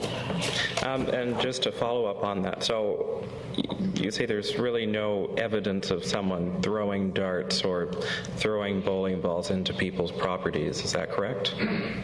Well, we have pictures of bowling balls. But the question that I'm asking is, is there someone who physically was there when a bowling ball was thrown into their property? Not that I know. Okay. Thank you. My other question is to staff. In the petition that they sent, it said that Spitsville is not complying with the Good Neighbor Agreement by the City of Nanaimo. Is there even a Good Neighbor Agreement that's signed? No, there isn't. Okay. Thank you. Okay, Councillor Patchy. Thank you, Worship. Quick question to staff, if I may. Are we guided in these things by the Nielsen Welch report of way back when, 2007, when the liquor strategy was done before I came on council, 2 terms back? Is there anything in that? Generally, the recommendations of the Nielsen Welch report were to limit the expansion of liquor availability in the city. So there was a general overall direction set by that policy. Since that time, there have been considerable changes to liquor licensing laws, and the opportunity that was created for sports establishments, which the first speaker spoke to, is yet another change to those license regulations. So the province has been moving to make liquor available more easy, and that's contrary to the fundamental direction of the Nielsen Welch report. Thank you. Councillor Bennett. Thank you. I just wanted to ask staff, I recognize that there is no Good Neighbor Agreement signed, but is it correct, as the delegation said, that they were requested to sign one and they refused? I'm not aware of a request for a good neighbor agreement. I would have to verify that. Thank you. Maybe if I could, Mr. Tucker, is it voluntary to sign on to that agreement? Yes, it is. In most circumstances, we introduce them for uses that have an impact on the neighborhood, and we do it as a request basis, and in most cases get compliance. It's not a requirement, but it's certainly recommended by the city that they participate voluntarily. Okay, Councillor McKay. Thank you, Your Worship. I have a couple of questions. First one is, you made mention of a car chase where beer was thrown out of the vehicle. Any idea? That would suggest that the beer was purchased at the bowling alley on an off-sale basis? No idea. So I'm wondering how the connection would be made. Repeat, please. How would the connection be made between a vehicle that's a driver of a vehicle tossing beer out of a vehicle that came from the bowling alley? The vehicle came from in front of the bowling alley. Okay.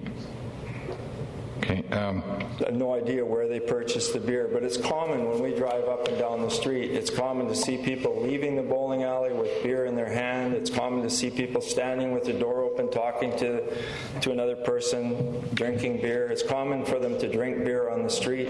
The bottles and it's a favorite place for the people to come and pick up bottles and cans because they're all along in front of the bowling alley. So, supplementary, Your Worship. So, as a neighbor, can you tell me? I know that building sits towards the front of the property, and there's quite a large area to the back, I believe. A large parking area in the back, which doesn't seem to be used very much. I'm wondering whether or not there's a connection between the bowling alley, or whether that's a hangout, if you will. Do you observe that by people who may not be in the bowling alley, but just using the back area as a hangout? No, but I'm aware, as I've lived there for 25 years, and I've found people hiding in the trees in the front of my property, and I've gone out and accosted them. I found them to be plainclothes policemen who have told me what they're doing, and what they're doing is watching the bowling alley for illegal activity. That's what they've told me. Thank you.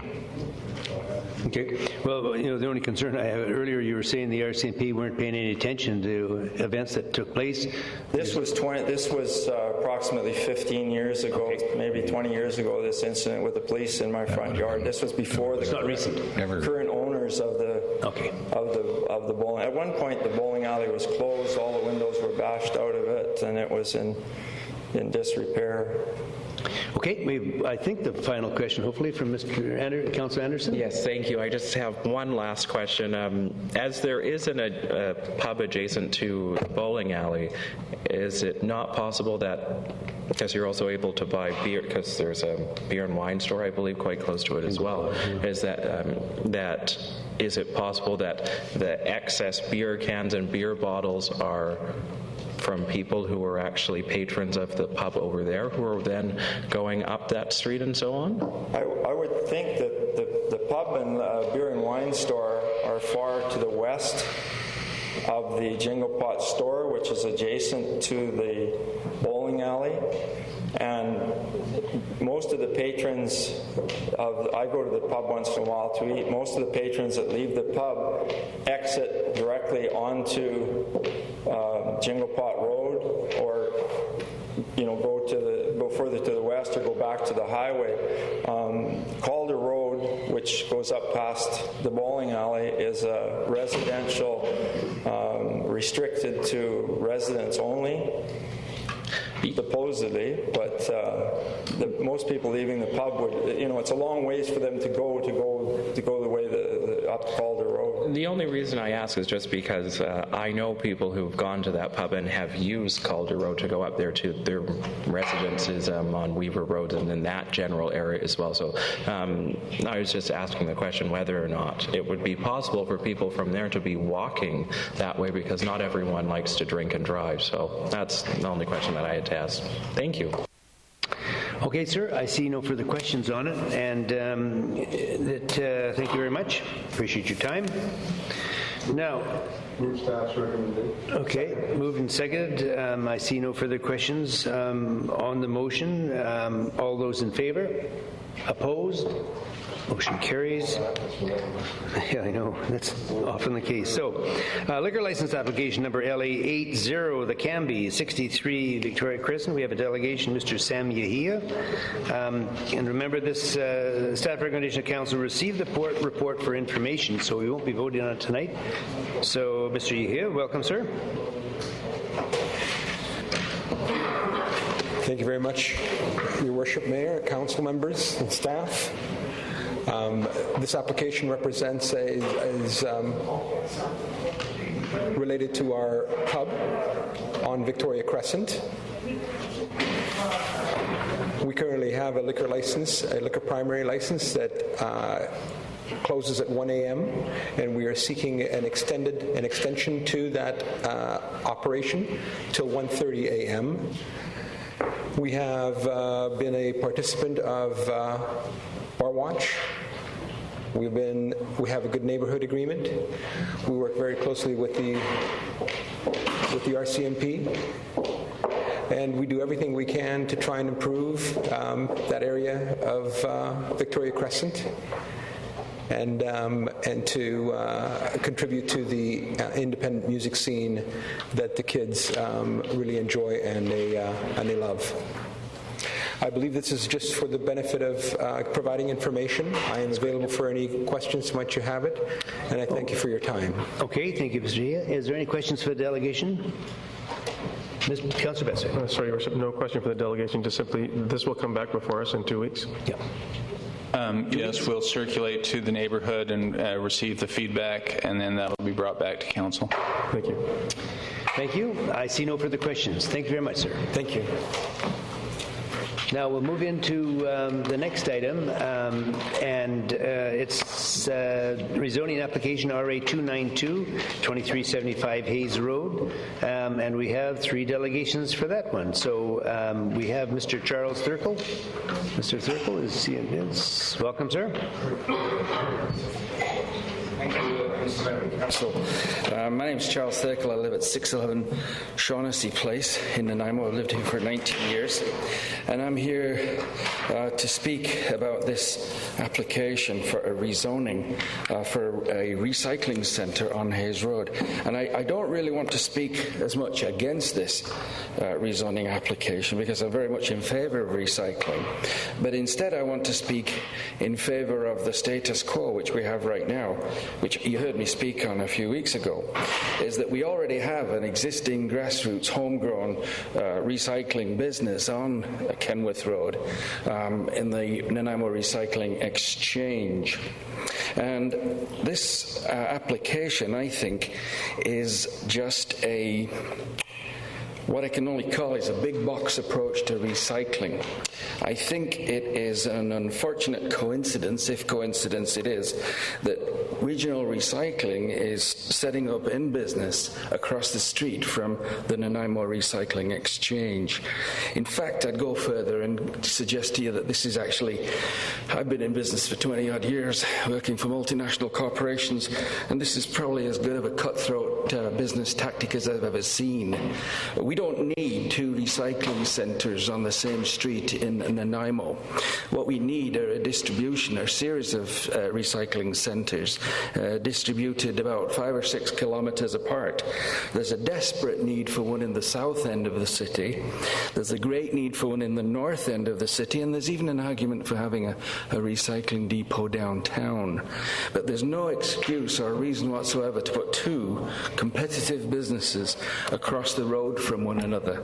And you were talking earlier about the Jingle Pot Pub and the bowling alley being close together. Well, the last thing that this city needs at this moment is 2 recycling centres within a stone's throw of one another. I'd suggest to you that the regional recycling is perfectly good and viable as a bottle depot, which is what it is. And if you leave that as they are and allow that organisation or any other organisation to start new full-scale recycling depots in other parts of the city, it would be in the public interest. But this particular application is not, in my opinion, in the public interest. Today, I'll give you an example. I saw a lady walking down the Island Highway near Waddington Road. And she was one of these typical people that you see once a week or so, pushing a shopping cart piled to this high with cans, plastic bags full of bottles and cans, refundable containers. And she had probably $100 worth of containers on her cart. And she was causing a big traffic jam on the Island Highway and endangering her own life. And the reason she was having to walk is because she had to go all the way to Hayes Road or somewhere else equally far just to offload her product. Now, these people, you don't see very many of them, but they spend hours and hours gathering these containers from all over the city. And what they need are distribution centres that they can go to, which are fairly close together, without having to cross a busy island highway. And just on a personal note, being a fisheries biologist who's worked on city streams, I feel a sort of affinity for these people because I know just how many of these refundable containers end up in our streams. So on 3 different occasions this year, I'm a somewhat impulsive person, and I see somebody walking down the road, and my heart goes out to these people. And to be honest with you, I stop and give them money. I've done this 3 times because I see somebody with a huge burden that they're pushing, maybe 3 or 4 miles. And I think the community needs to support these cart people because they are cleaning up our city. And believe me, you know as well as I do that that kind of garbage either ends up in the stream or in some roadside ditch. And I just support recycling wholeheartedly, and it's cost me about $35 this year already. I have to keep my enthusiasm under control. I just want to talk a little bit about the Nanaimo Recycling Exchange because they, frankly, can't do it for themselves. They've been told not to come and approach council, and they can't really debate this in public because they have a development application themselves. But I'm not a paid lobbyist. I am just one of the 10,000 people in Nanaimo that use that recycling exchange on a regular basis. They currently have about 20,000 vehicles a year going through there, which comes to, anyway, it's 120,000 car visits a year. They move 25 tons of material every day for 364 days of the year. And that's right, they only close on Christmas Day. So they're open every other day of the year. They employ 30 staff and they have about 30 volunteers who go there regularly, some of them who are challenged in different ways. But you know, I've been going to that recycling exchange since they were on McCullough Road, and they've always been helpful and courteous and just go out of their way to help you. And I can't imagine myself doing that job. I can't imagine being asked 20 or 30 times a day, where do I put my plastic container? And giving the person a good answer like they do. But they do that. They're very, very professional. I'm not a paid lobbyist. I'm just here on my own behalf. But I've worked with the Recycling Exchange for about 10 years on and off. I do, as you probably know, workshops in Bowen Park to let the local kids release their little coho fry into the creek. And they come down and we talk about how wonderful Bowen Park is in the river. The Recycling Exchange, they've helped me do that for about 5 years. They provide a couple of staff to help those workshops through. This year alone, we've had 15 workshops and over 300 kids. A couple of years ago, when we were asking council to consider a floral emblem for the city, the Nanaimo Recycling Exchange circulated that petition and got a couple of hundred signatures. So I'm really here in repaying a small debt to them, if you like. About a month ago, there was an environmental mine grind in Woodgrove Mall. Literally hundreds of kids came to that, and their parents, who all vote, and there were about 20 local schools competed to see who knew more about going green and recycling. That event was sponsored by the Nanaimo Recycling Exchange, and they started that about 4 years ago because this environmental mine grind started in Kelowna, and the people in Nanaimo wanted to adopt it, and to date, we are the only community on the island In fact, we're the only community, I think, in all BC other than Kelowna that actually hosts this event. It's a tremendous success, and it's just one example of the incredible vision of the staff at the Recycling Exchange. Without going overboard, I just want to point out the caliber of some of the individuals at that Recycling Exchange, because you won't know what I'm about to tell you unless I let you know. Mike Schellink is the current manager. I remember when it was Bob Boxwood, but Mike Schellink is a pretty remarkable individual. He went into recycling as a career decision when he stopped being a professional, an amateur athlete.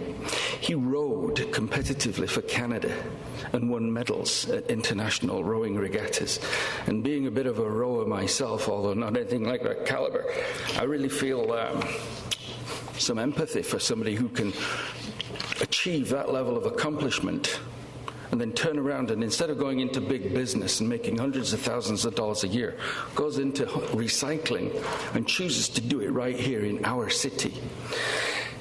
The other staff, though, include people like Christy Dishkin, a former teacher who now works to develop educational workshops. Chantel Coulson, who used to work for DFO for 2 years in education, and next year she's going to study law. These are fairly high-caliber people. Another person I've worked with is Alex King, a seasoned nature educator who helps me a lot with work in Bowen Park, and I hope that she's going to take over. She's going to take over my role in that area. So, although I don't really have anything at all against regional recycling, I don't see them taking such an active role in the community at all. And I think that, as I mentioned at a previous meeting, if you allow too many of these recycling facilities in exactly the same area, all you're going to do is to cannibalize an existing business. And I think that would be a pity because, according to the people at the RDN, Nanaimo and the regional district has the best track record in BC for diverting waste from the regional landfill.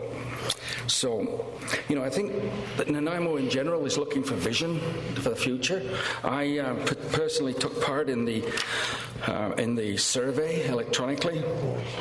I'll just mention item number 8 in the vision for the future is that Nanaimo, the city and staff are to take responsibility to be an excellent local government for Nanaimo.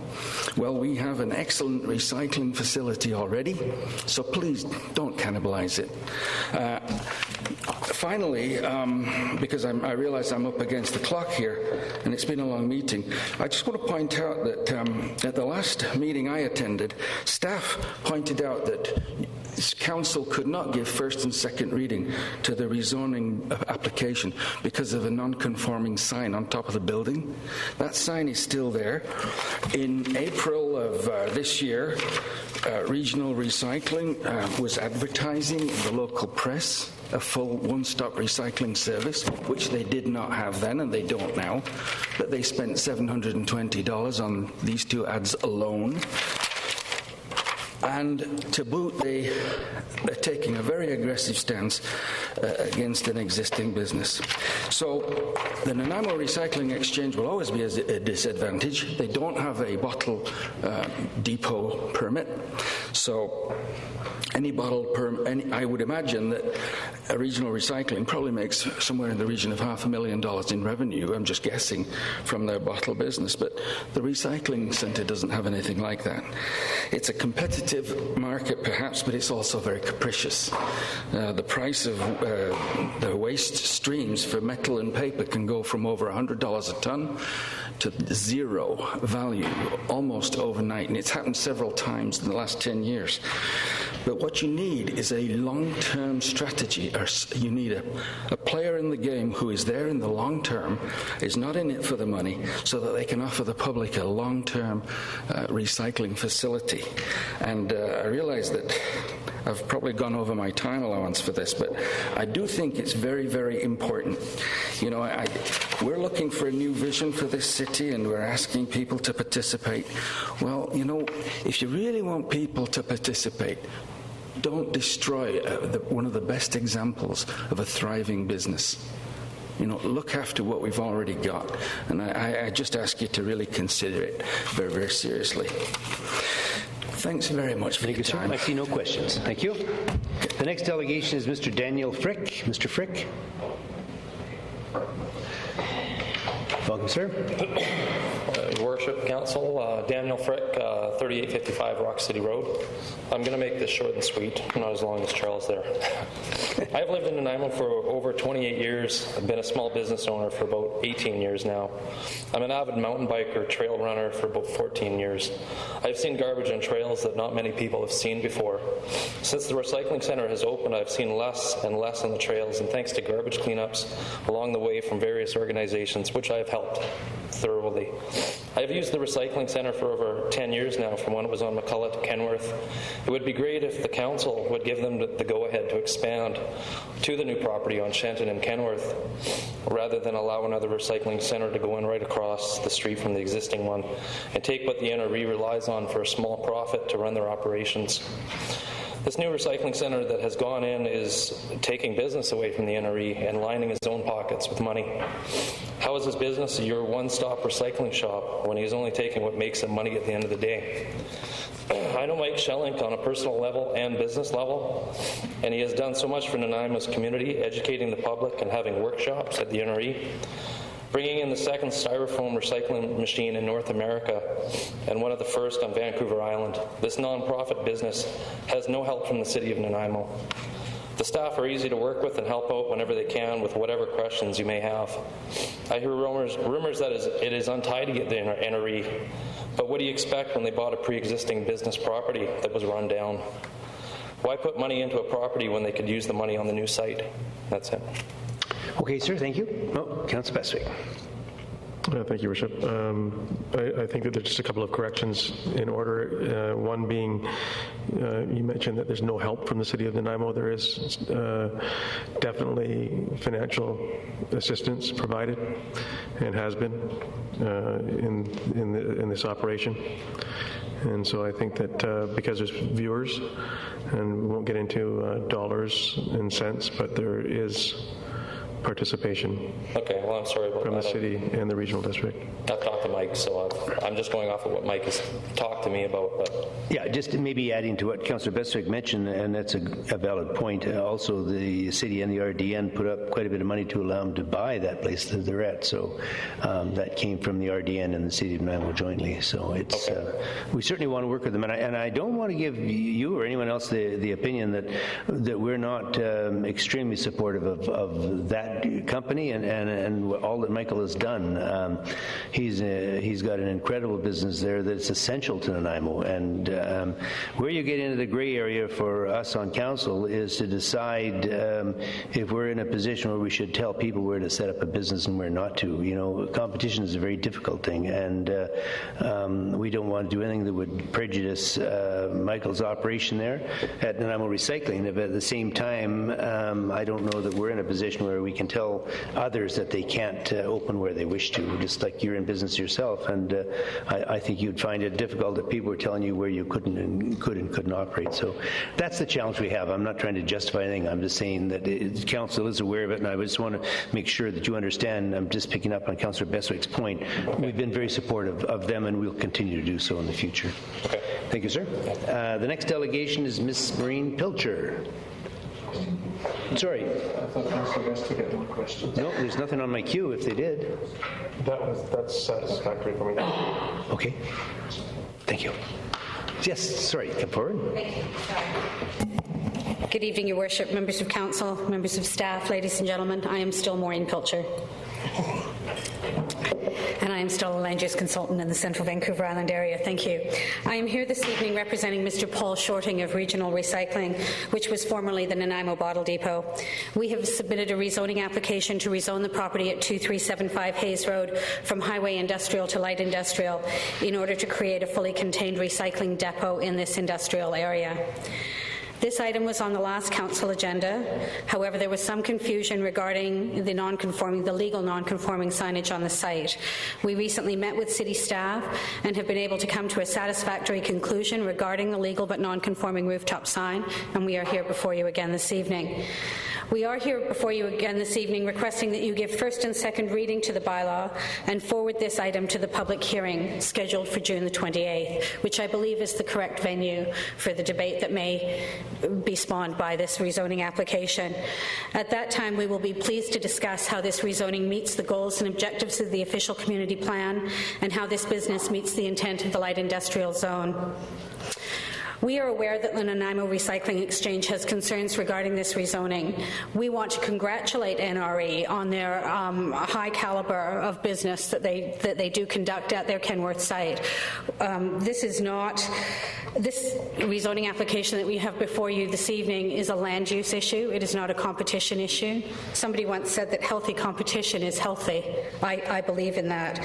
Rezoning applications are decided on whether the use meets the intent of the requested zone, and that's what I wish Council would look at as we go forward with this application. I have a full presentation ready to give you this evening. I can do one of two things. I can either give you my full PowerPoint presentation this evening or wait until, if you so see fit to give this application first and second reading this evening, then we will go forward and I would do that presentation at the public hearing. It's certainly up to you, but I am willing to answer any questions that you may have this evening. Okay, at this particular moment, we have just one. Councillor Pachi. Thank you, Worship. Good evening, Ms. Pilcher. Good evening. I would be dishonest if I told you that I had no problem still with that sign. It really bothers me a great deal that a legal non-conforming sign becomes part of the wheeling and dealing when we are going through a rezoning process where the city has the one and only opportunity to make something legal. And I was not part of the discussion that came up with the 5 years, but I think 5 years is too long. Maybe you want to expand a little bit on how that 5 years was achieved, but... As you know, a legal non-conforming sign, the sign was placed on this building many years ago, prior to 1987, which is when the now applicable sign bylaw came into effect. Prior to 1987, rooftop signs were not only allowed in Nanaimo, but were the norm. There are still many rooftop signs, legal but non-conforming rooftop signs. A legal non-conforming anything, building or sign, can continue unabated at that location until it is rezoned or until the sign falls into disrepair and is no longer used in the way it is being used. When Mr. Shorting purchased this building, the sign was on the building, and he went to City Hall and said, "Is this a legal sign?" And he was advised that it was, in fact, a legal sign, a legal but non-conforming sign, and that the sign could remain on the building.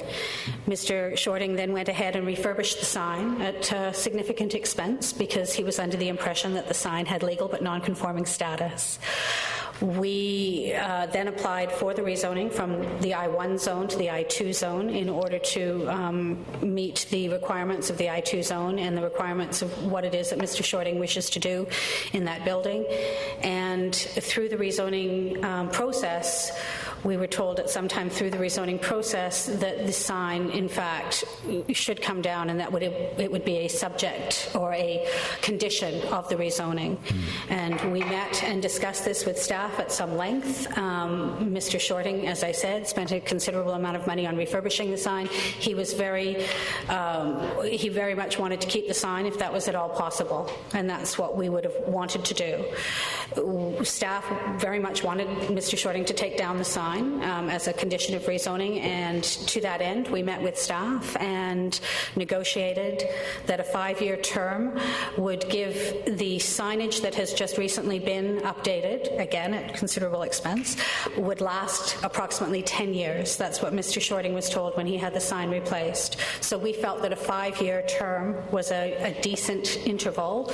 The sign would still be in good repair in 5 years. It gives Mr. Shorting the chance to get his business up and running, for everyone to know exactly where they can drop off their bottle returns and the 5 items that Mr. Shorting takes as opposed to the 222 items that the Nanaimo Recycling Exchange takes. Thank you for that explanation. May I have a follow-up to staff, please? if the next time a rezoning comes along that has a rooftop sign that is legally non-conforming, are we, by virtue of approving this, if we do, we're then in a precedence stage that doesn't give us any wiggle room? How does that work? Your Worship, every rezoning is different and presents different challenges and expenses and development cost charges, and I would say no. It would depend on what the package of the rezoning offers and what we would recommend to council, and ultimately the council of the day would adjudicate whether it was a fair and applicable way to approach the situation. Quick follow-up, finally. And staff is satisfied with the negotiation of 5 years? Yes. Thank you. Councillor Brennan. Thank you, Your Worship. Ms. Pilcher, I don't know whether this is a fair question or a proper question to ask, but so I'll ask it anyway. What is the considerable amount of money that was spent on the sign?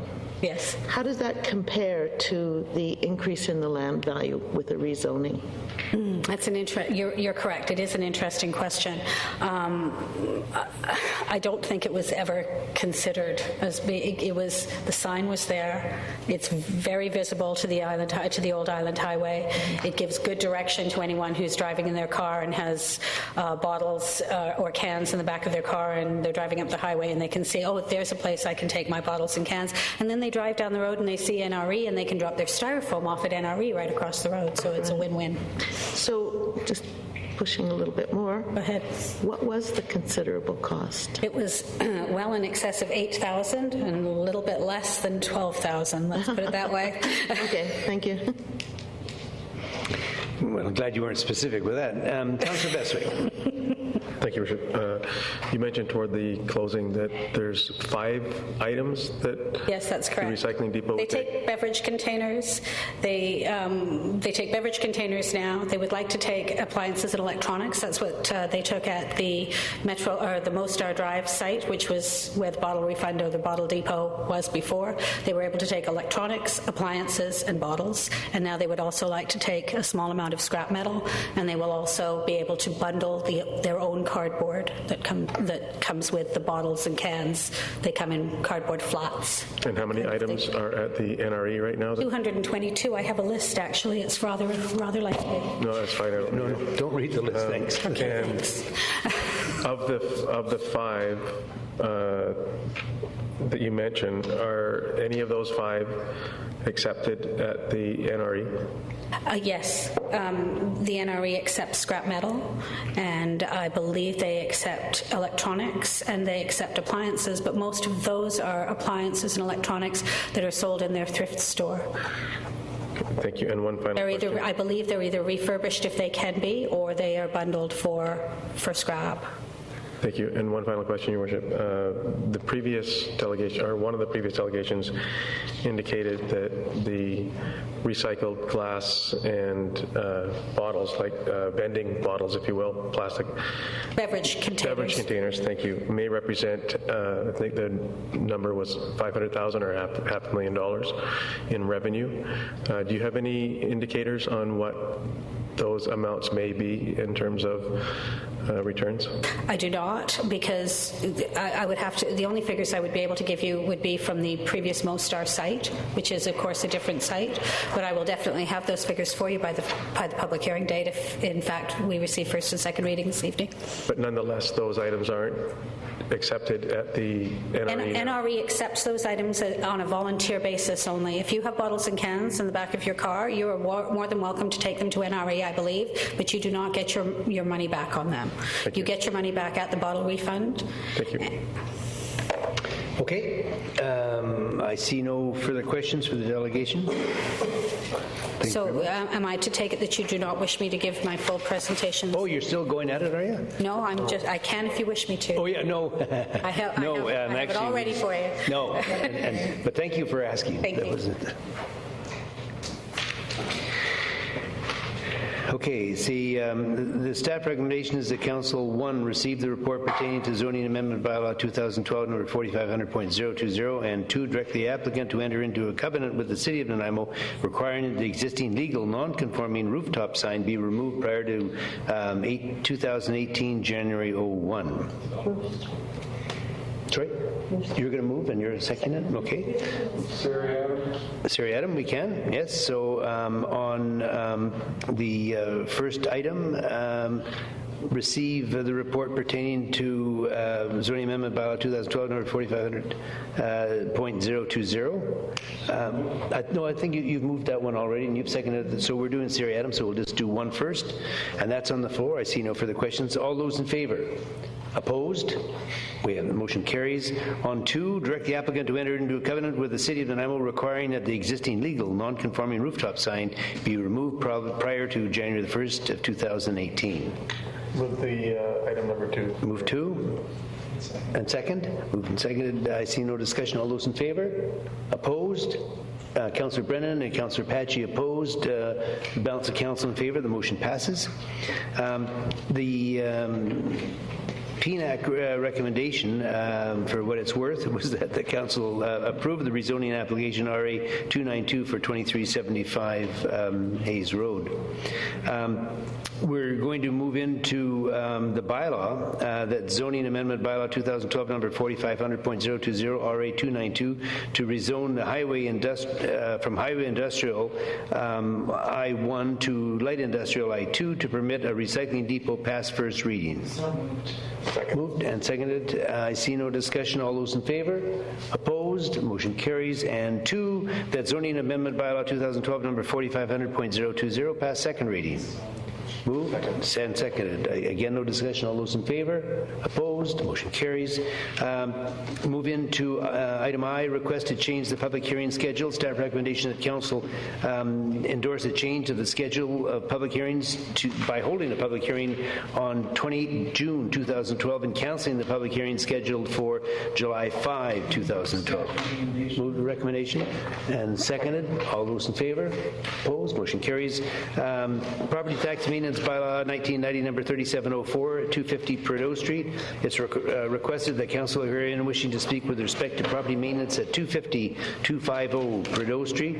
Staff recommendation that council, pursuant to the property maintenance bylaw 1990 number 3704, direct the owners of 250 Prideaux Street to remove the old furniture, mattresses, garbage, graffiti on the building, and miscellaneous debris from the premises within 14 days, or the work will be done by the city or the agents at the owner's cost. Is there anyone in attendance who would like to speak to matters related to 250 Prideaux Street? Would someone like to move the motion? Okay, move. And second? All those in favor? Opposed? Motion carries. Solar, water... Sorry, I'm just rechecking my schedule here. Solar hot water ready regulation. Staff recommendation to council decline the provincial government's invitation to participate in the existing solar hot water ready regulation. And if we'd like to get that on the floor. Staff recommendation. Okay, and is there a second? Moved and seconded. Discussion, Councillor Patchy. Thank you, Worship. I'll be speaking against this recommendation for a number of reasons. The very first one is that in our official community plan, we speak in more than one place about the importance of being green and about conserving energy and about being smart when it comes to building homes are concerned. In the strategic plan that is almost finished, we have spent a lot of effort, and there's going to be a lot to be said there as well about energy conservation and a whole bunch of other things that want us to be green. When I read this, and last night printed out the names of the 36 jurisdictions that are being mentioned in the staff report, and you know, while there are big metropolitan areas like the village of Castleau and the village of Ashcroft that have that, there are also the Campbell Rivers, the Chilliwacks, the city of Kelowna, the city of New Westminster, North Vancouver, Richmond, City of West Vancouver, the District of North Vancouver, the Greater Vancouver Regional District, who have all accepted this invitation from the provincial government to be true to the word and to walk to talk. I think, by not doing this, we are trying to speak out of both sides of our mouth at the same time, and I don't really appreciate it. I understand the reason as I see them in the staff report, and obviously energy efficient construction of homes and measuring performances are really important and worthwhile. But energy conservation is just as important, and to my mind, the two of them go together, and they should go together. So I shall not be supporting this. Okay, Councillor Kipp. Just speaking in favor of the motion currently, with the Development Review Committee, they thought that it was another situation of adding a cost to it. People can, in fact, still pre-plumb or pre-prepare the structural components for solar hot water. One of the other situations is not all homes have a good exposure for solar hot water. So to demand this of every house or put it in so that it is demanded is a bit onerous currently under the situation. But you still can do this. People can still pre-plumb. They can pre-structural engineer. And the other thing that I think, photovoltaics have changed so dramatically in the last 10 years. The ability to collect, the ability to create wattage is phenomenal. So I believe that solar hot water systems are going to take that step too and become a lot more efficient, probably lighter systems. And so I think currently the way the development community looked at it was the fact that it was just seemingly onerous right now with the way the economy was. But it still leaves the people ability to do this on their own. And I think those that want to will continue to do this type of energy. So I support the motion as it is. Okay, I think that's a point I just might mention too, that I think I certainly can understand Councillor Patchy's position, but the concern I have is that it's going to require a great deal of extra cost to people who have no intention of putting on that rooftop hot water application, the solar hot water ready regulation would. And so if we're trying to make it possible for young families and people on limited income to be able to build a house, then that's all well and good, but to require everyone wanting to do it, whether they like it or not, is kind of an imposition by the city. But I'm sure Councillor Padgett will have a comeback on that. Councillor Johnstone. Thank you, Your Worship. In reading the report and looking at the overall cost between $200 and $500, it's not that great an amount of money. I'm going to be speaking against the recommendation as well, Your Worship, because I believe that we are trying to reduce our energy and create a green environment, and I honestly think it would be a good step forward. Okay, Councillor Bestwick. Thank you, Your Worship.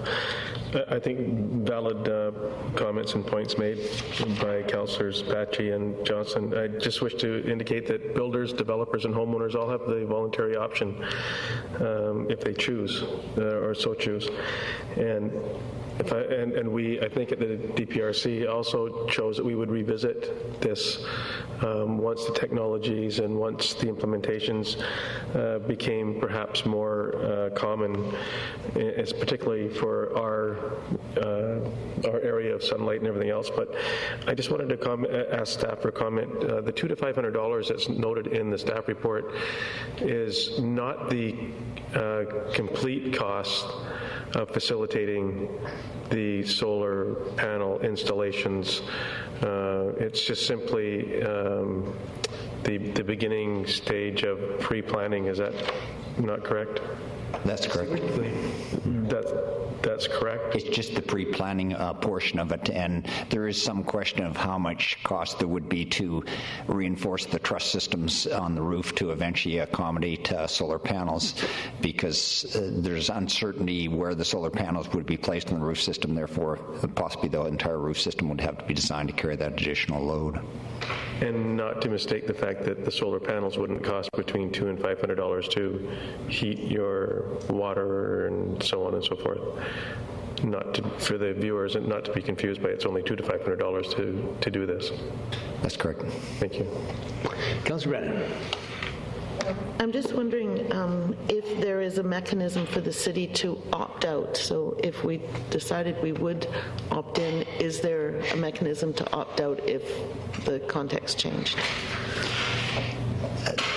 There isn't any wording in the legislation at this time for an opt-out. I'm sure if at some future date the local government wished to opt out, that could be an option.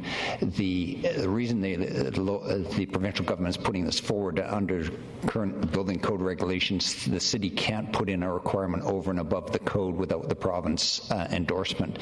That's why this route is being followed, and the province is seeking municipalities and regional districts to determine if they want in at this time. Okay, so this enables the city to do that, but it doesn't demand that the city does it? Like once you opt in, must you do it? Or do you have the opportunity to say, okay, we're registered, but at this time we're not going to opt to use that over and above the code? That's certainly a good question. My understanding of it is this is your opportunity to opt in. If you do, then you'd put a bylaw in place to make this requirement for solar hot water. Okay. And now, is there an opportunity for the builder to request for special dispensation to be relieved of that obligation? No, not to my understanding. Once it's a requirement, they have to put it in. As mentioned by one of the other council members, it's certainly up to the builder. They could put it on a volunteer basis, and I know a number of cases they are doing that for future options, but that's on a volunteer basis. Okay, thank you. Councillor Greaves. Thank you, Worship. Through you to staff, are there any funding incentives that builders could access to pre-plumb their new construction, if this were to go into effect? Or I haven't heard any direct funding sources for solar hot water ready. There are different funding sources at different times. The provincial and federal governments come up with one right now, I believe, or it's just completed, is for windows, for energy upgrade of windows, and therefore you can receive some rebate in that. But from time to time, they bring forward those type of rebates, and maybe in the future they might do that for solar hot water. Thank you. Councillor McKay. Thank you, Your Worship. I've done some research with the industry, and they tell me that there's a handful of municipalities on Vancouver Island that are doing this right now, and that the cost on the basic upgrade for a small section of the roof is within the realm that's mentioned in the report, with the exception of Campbell River, where Campbell River have not taken anything into consideration relative to where you might do this small section, and in fact they've demanded that the entire roof be upgraded to be able to handle solar in any location on the roof, which is adding a minimum of $2,000 to $2,500 to the roof of these buildings. However, they also explain that it appears that the technology is very quickly catching up to the point where there won't be any of these requirements to add additional strengthening to the trusses because of the lightweight new materials that are coming online, and that this may be redundant at some very short time in the future. So I will be voting in favor of the DPRC recommendations. Okay, thank you. And last but not least, we have Councillor Patchy. Thank you, Worship. To staff again, if I may. On this list of jurisdictions that I mentioned to you, the places that we love to compare ourselves with, Kelowna, North Vancouver, some regional districts, do we have any handle how well or how badly this has gone over in those places? What we understand is a year ago the government put this opportunity forward, and these 36 local governments endorsed that. Thereafter, they put the regulations in place during last summer and into the fall, and therefore the systems have not been in place for an extended period of time, possibly 6 to 12 months, and therefore they have no ability, or we have no ability, to determine if there's a good success rate. It would have to be measured over a number of years to see if the uptake on the rough-ins have been taken up and therefore utilized. Thank you. Okay, I see no further questions. So it has been moved and seconded. So the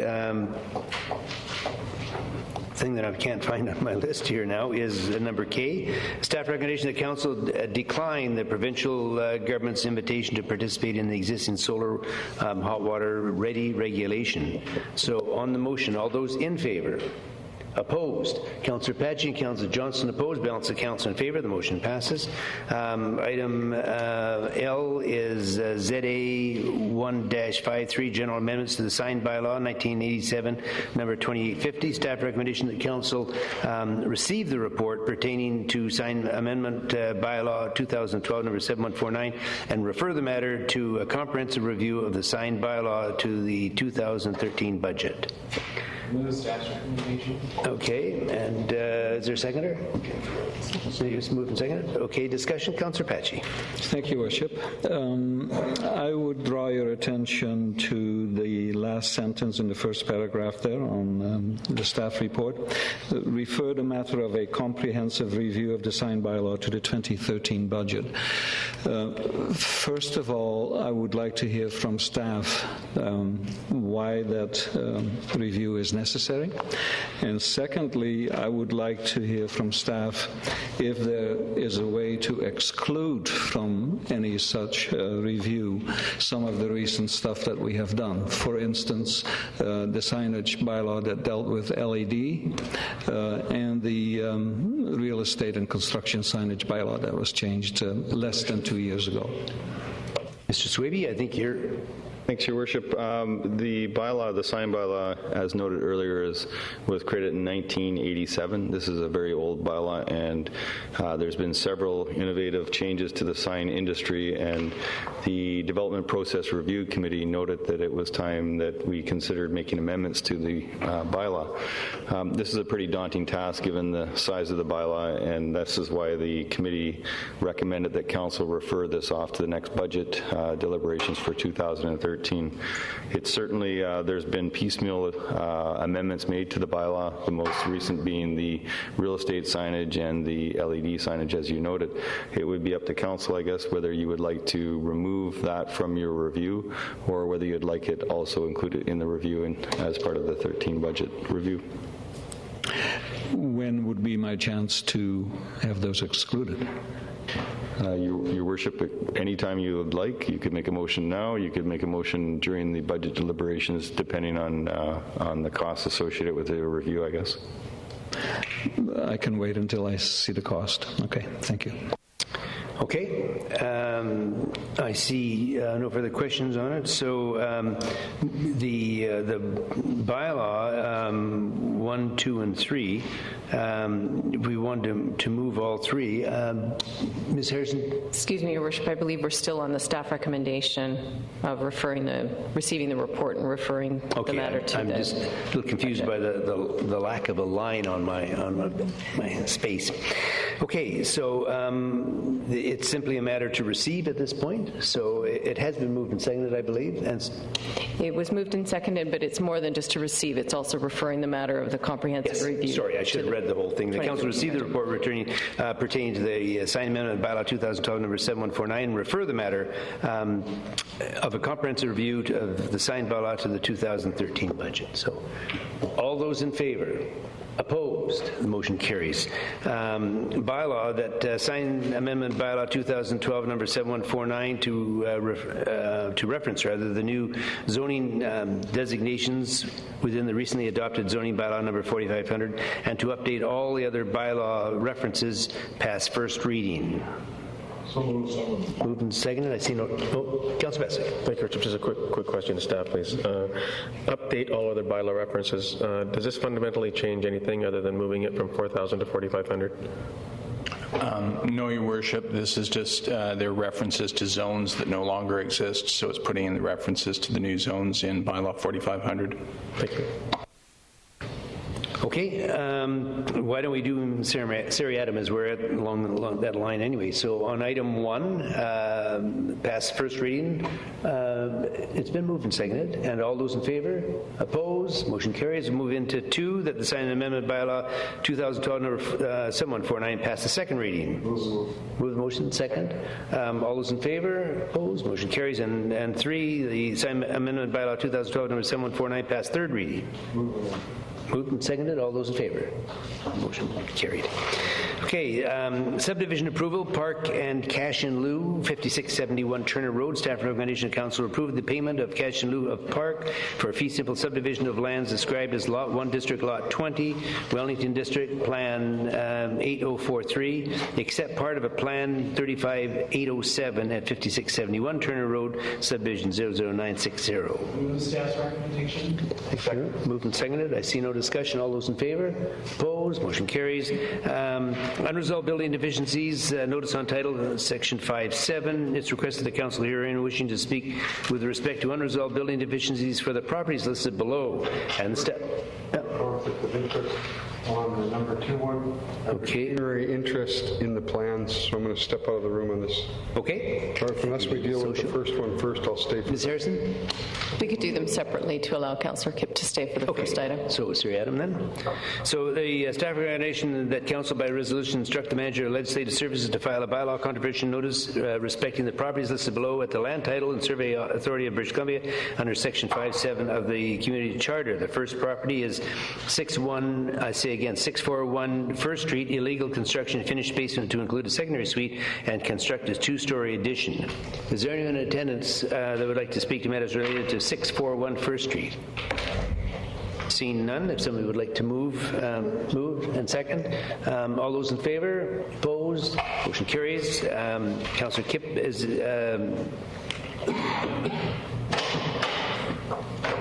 exiting the property for conflict of interest as opposed to perceived conflict of interest. So we're dealing with item 2, 121 Woodhaven Drive, incomplete building permit, construct single-family dwelling. Move. Second.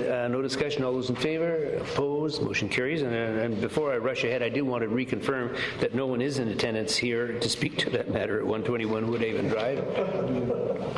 Well, the numbers have dwindled so badly, I thought... yeah, that's right. Okay, Community Services, School District 68... I will absent myself on a perceived... Okay, could you mention to Councillor Kipp, if you see him, that he's able to return now?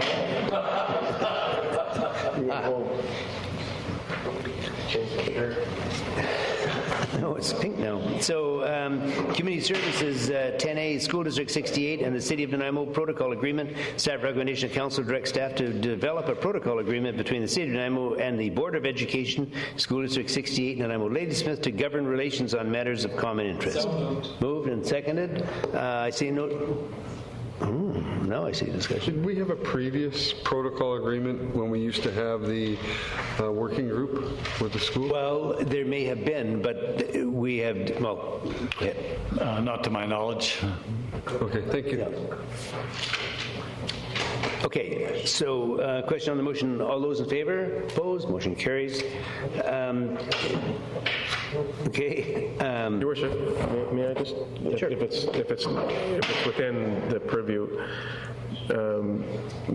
did we not have, curiously, did we not have a joint use agreement? It may not have been called a protocol agreement, but school board joint use. We had a committee, and the school district had a committee, and they worked together. There were some terms of reference for that committee, but having an actual protocol agreement between the boards and the council. It was an informal committee, and then we changed. The school board, in their wisdom, decided to do away with the committee, and so it seemed rather apparent that for us to continue with our committee to debate something with someone who doesn't exist was improper, so we disbanded ours at that point.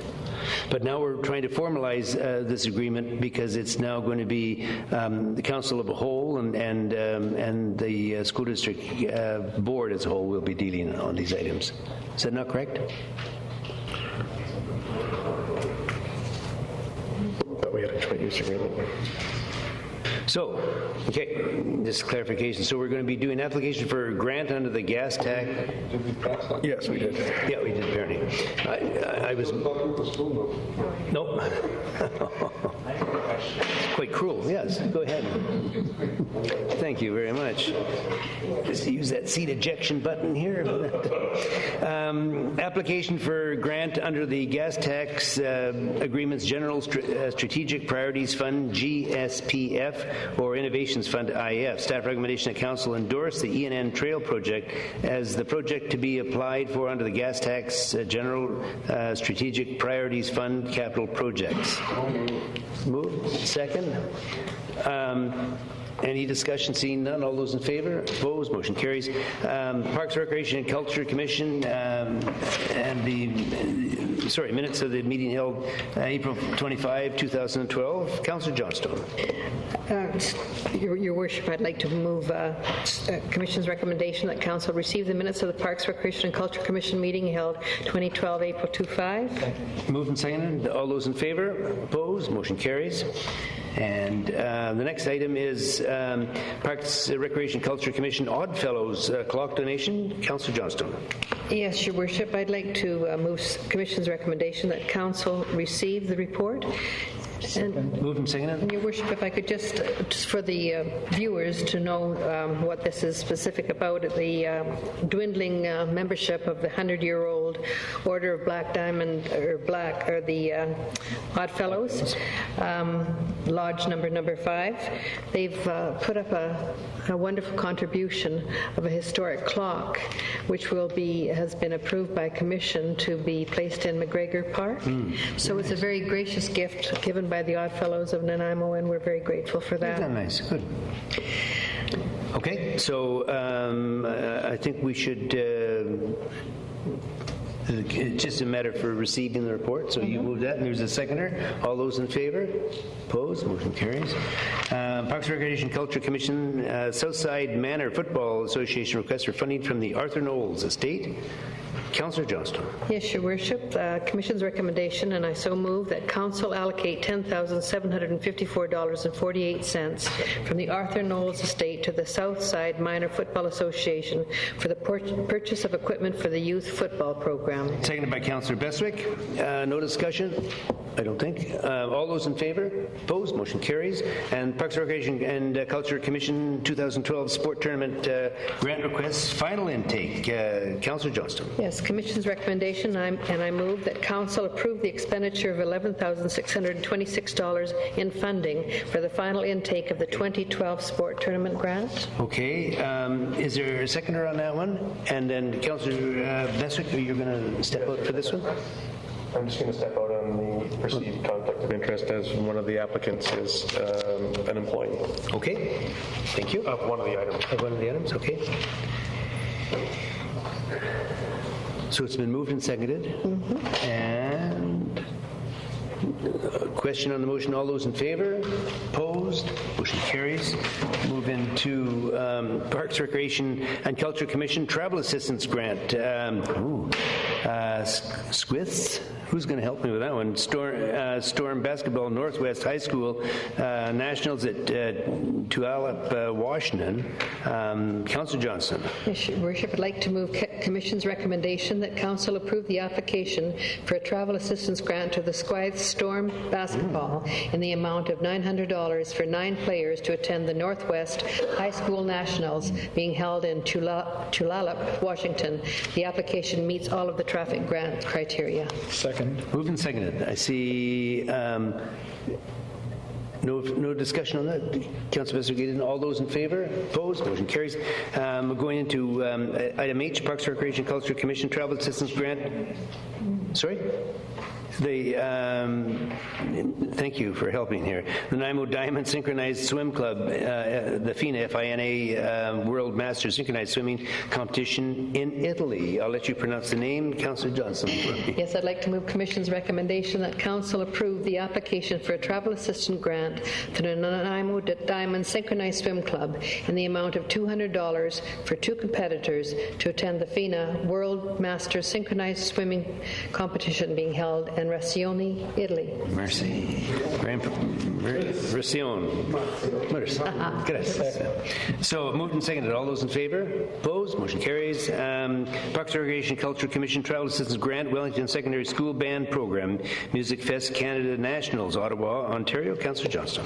Yes, Your Worship, I'd like to move Commission's recommendation that Council approve the application for a travel assistance grant to the Wellington Secondary School Band Program in the amount of $2,000 for 20 members to attend the Music Fest Canada Nationals being held in Ottawa, Ontario. The application meets all of the travel grant criteria. Moved and seconded. No discussion. All those in favor? Opposed? Motion carries. Moving into bylaws, the Housing Agreement Bylaw 2012 number 7141, DP 736, to authorize the Mayor and Manager of Legislative Services to enter into a housing agreement for 3701 Country Club Drive be adopted. So moved and seconded. All those in favor? Opposed? Motion carries. Moving into correspondence. Is there a seconder? And all those in favor, and then we'll go back through it and ask for business arising. We'll go through them, Seriatim, starting with 12A, the letter dated 2012 May 11th from Ms. Hildy Schlosser. Yes. Yeah, sure. I'll press the button for you here. Thank you. Ms. Schlosser has asked Council to bring this, and she says other related matters, to the attention of the UBCM. And so I would look to staff for some assistance in drafting a motion that would go forward to the UBCM with, timelines when it has to be done and what the motion would look like. So I'd move to refer this issue to staff for a report on how we would take this forward to the UBCM. I second the motion. Okay. Second. No discussion on this item, I don't think. All those in favor? Opposed? Motion carries. Councillor Bestwick, did you, have one, and then there's Councillor, you jiggled around this thing here, but anyway. So now I have Councillor Bestwick, Councillor Kitten, Councillor Peggy. Councillor Bestwick. Thank you, Worship. Item B, as it relates to the ban on sale of shark fin soup in local restaurants. Is there any forthcoming information as to our legal requirements or not to be able to enforce such a bylaw? Enact a bylaw, rather? Thanks, Your Worship. We have talked to the solicitor today, and he advises that there's no clear authority to regulate things such as shark fins, and there's actually no specific case law that would give us specific direction on how to proceed. But what's clear is that you can't regulate businesses on a moral basis. So in order for a municipality to actually enter into this sort of regulation of transactions, if you will, within a business, we would need to give you a report on how this would relate to the impact on the community, and we would want to research who's selling them, who's using them, and provide you some input in terms of how this would impact the community and form a basis that's not moral based, but based on the commodity exchange within the businesses themselves. So I would suggest that if you'd like to pursue this, that you direct staff to bring back a report on this issue. Thank you, Your Worship. And I wish to make a motion to refer this matter to staff to bring back a report on how we enact such a bylaw or otherwise. And I just might ask the question then. Second that. Thank you, Councillor Brennan. So then, moral or otherwise, how it affects a community. I'm just curious how it affects the marine community, if you will. And what if it was porpoise noses? We'd probably be sitting here right now saying we don't need a report. But I don't know. I will do this because of what you've just indicated from our legal perspective, but I certainly don't need any more information on the impact to our community on whether or not we should be permissive of shark fin soup. That's just my personal opinion. Thank you. Well, I share the same sentiment, and I think it's a shocking number. Something like 200 million shark are killed, maimed, and ultimately killed as a result of adding this one product to soup, which is a little pathetic. But anyway, there's a motion back to refer to staff. So moved and seconded. All those in favor? Opposed? Motion carries. Councillor Kipp and Councillor Patchy, did you want to? Mine which item is it? The first issue, but it's also related to the last letter E. Hildy Schlosser's complaining about the closing of the Immigration Center. The vice chair from the Community Archives is concerned with closing or funding of archives. We're hearing the Coast Guard being shut down. And we're looking at infrastructure from our federal government that's just being downsized like crazy right now, and I have a great concern. I don't know how we can address it or what we can do to address it, but just the two in here give me concerns. Our community archives are hugely important, and then our multicultural society and assisting the people that are coming in, especially when we're looking to have massive immigration over the next years from the Philippines, from Asia, wherever. This is just... It's like we're losing services, but I still see big offices in Ottawa open, and it scares me. So it's a point more than that. So, well, and if I could just add to it, now we understand that we'll no longer be granting citizenship here in Nanaimo, which is another unfortunate thing. They removed that capacity here for us, and I and members of council went to that and thoroughly enjoyed meeting the new Canadians. And I think it's a shame it's only going to be conducted in Vancouver now. Councillor. Well, we've got Councillor Patchy. We'll squeeze you in on this thing here. Yes, that would be 12D on your agenda. 12B? Yeah. Then as a response to the letter that we received from Mr. Darren Moss, the chair of the NBIA Planning, Development and Design Committee, I would like to move the following motion that this... Just, sorry, if we're going to move into D, you're into D? Yeah. D like Delta? Because when we get to D, before you start, I have to absent myself, and you'll be the acting chair, because of perceived conflict of interest as I own property on Terminal Avenue. Okay. So I can do both. Before we get into D, could we make sure that everyone's happy with A, B, and C so far? Is there any issues that we want to raise on that? And then if we're into D, if you'll excuse me, I will absent myself for this one. Speak slowly. I'll ask. So the question to staff, first of all, is can I move a motion if I'm acting chair? It would probably be appropriate to pass the chair to Councillor Greaves, I believe is the next in line. All right, so you will be the chair. Carry on. Am I allowed to make a motion? Yes. Thank you. I would like to move that this council resolves 3 points. Number one, that the Terminal Nickel Corridor is one of the City Council's prioritized brownfield sites for revitalization.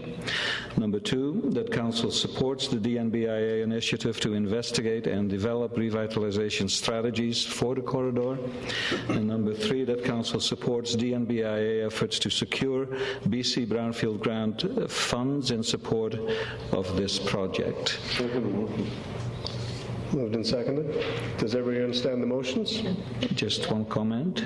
And if it should pass, could we make sure that this resolution is delivered to the DNBIA no later than tomorrow, the 29th of May, because of a deadline? Any discussion? I'd like to speak to this. Okay. I guess, do we have mics or mics are on? They're all on. One thing on this, I really think this is absolutely important to our downtown core. I hope we're looking at maybe even traffic control on this one. For example, going into Parksville on the Old Island Highway, the way it is, they put the road down to one lane. They put a suicide lane in so people can access both sides of the road. I don't see people dying up there, so I hope that is an important part of this, is looking at the transportation corridor and how it attracts and affects all the businesses. Thank you, and I support this going forward to the DMVI. Any other discussion? Seeing none? Question. Question? All those in favor? Opposed? Motion carried. Good night.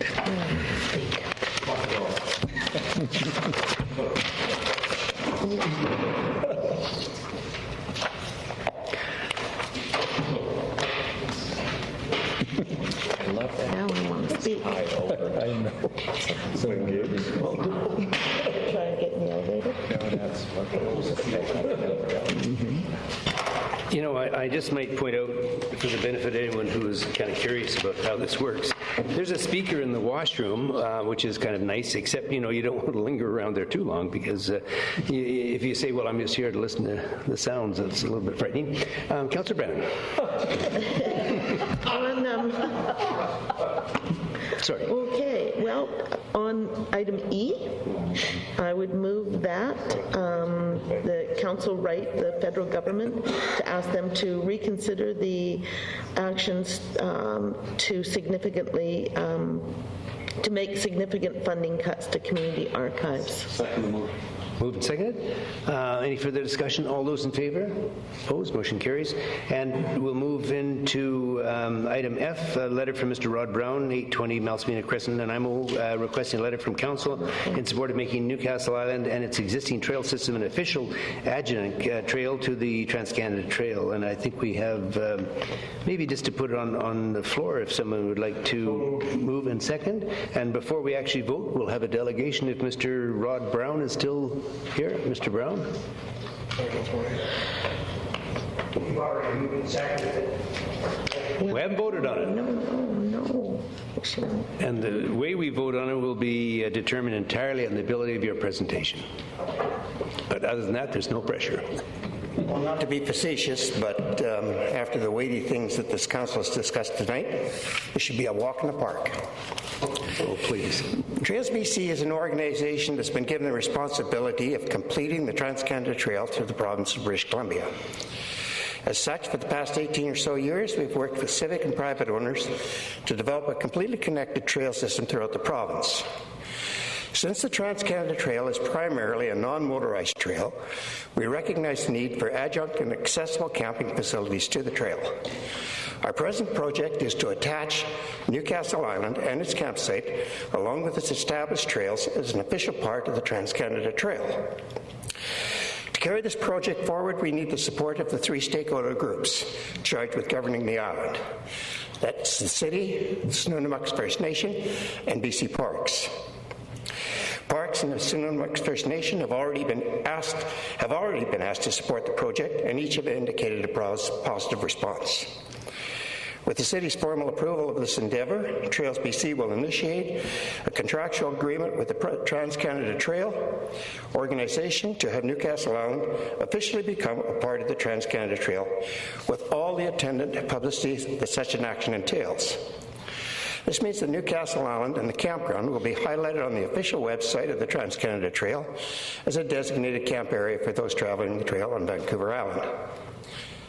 The physical development to attach Newcastle Island to the existing Trans-Canada Trail is minimal. The ferry dock is but 200 or so paces along the edge of the Soil Island Parkway from the existing trail at the end of the walking bridge over the Millstream River. Easy for walkers or cyclists who wish to camp and explore the island while traveling the trail on Vancouver Island. If the worth of a city lies in the quality of life that it can give to its citizens, then the worth of a tourist destination lies in the quality and diversity of enrichment that it can give to its visitors. Making Newcastle Island and its campground a recognized part of our national trail would help to fulfill that ideal. My name is Rod Brown, and I am a director of Trails BC. Your Worship, if I could just make a staff comment. I recognize this has already been moved and seconded, but my recommendation, notwithstanding that Mr. Brown has indicated that the First Nation and the Parks Department have concurred, which I think is great, I think an important procedural step would be to refer this to the co-management committee, which includes the SFN and parks, provincial parks, and just to ensure that the consultation is complete. So my recommendation would be that the mover and seconder withdraw their motion and a new motion be placed in front of council to refer this to the co-management committee. Okay, is the mover and seconder prepared to do that? Yeah, who was it? Yeah, and you did, and the seconder was it? Okay.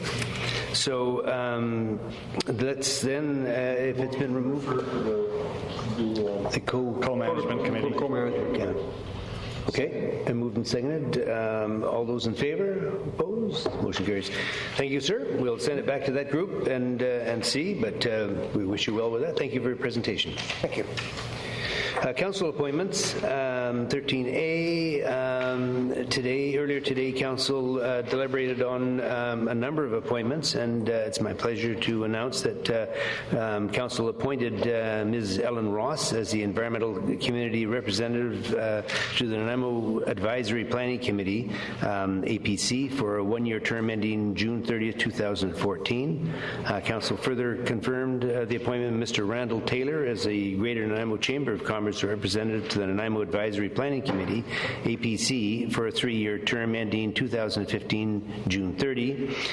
Council also confirmed the appointment of Mr. Jim Goldsack as the Nanaimo Neighborhood Network representative to the Nanaimo Advisory Planning Committee, APC, for a 2-year term ending 2014 June 30. Council appointed Mr. Brian Anderson as a community at large representative to the Nanaimo Advisory Planning Committee, APC, for a 3-year term ending 2015 June 30th, and also Council appointed Ms. Carrie Avender as a Neighborhood Association representative to the Nanaimo Advisory Planning Committee and APC for a 3-year term ending 2015 June 30th. For the Safer Nanaimo Advisory Committee, Council appointed Ms. Lorraine Ashpole and Ms. Samantha Letourneau to the Safer Nanaimo Advisory Committee as an at-large member for the remainder of the term ending 2015 March 31. And for the Board of Variance, Council appointed Mr. Tim Waite to fill a vacancy of the Board of Variance for the remainder of the term ending 2015 March 31. And those are the appointments. So we now move into the question period. Yes? Sorry? Notice of motion. Sorry? Notice of motion. It was there too, and I skipped right by it. There is a notice of motion from Councillor Brennan for an annual reception for residents. Do you want to immigrants? Do you want to expand on it? Yes.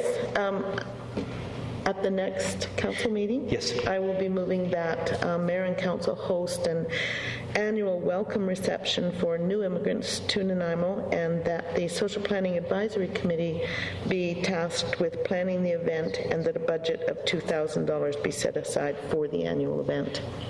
That's in consultation with staff. That's where they felt the plan should take place. Sorry. Move and second. It's just a notice. Yeah, okay, so that'll appear on the next agenda probably in 2 weeks' time, I would think. On a point of personal privilege. Okay.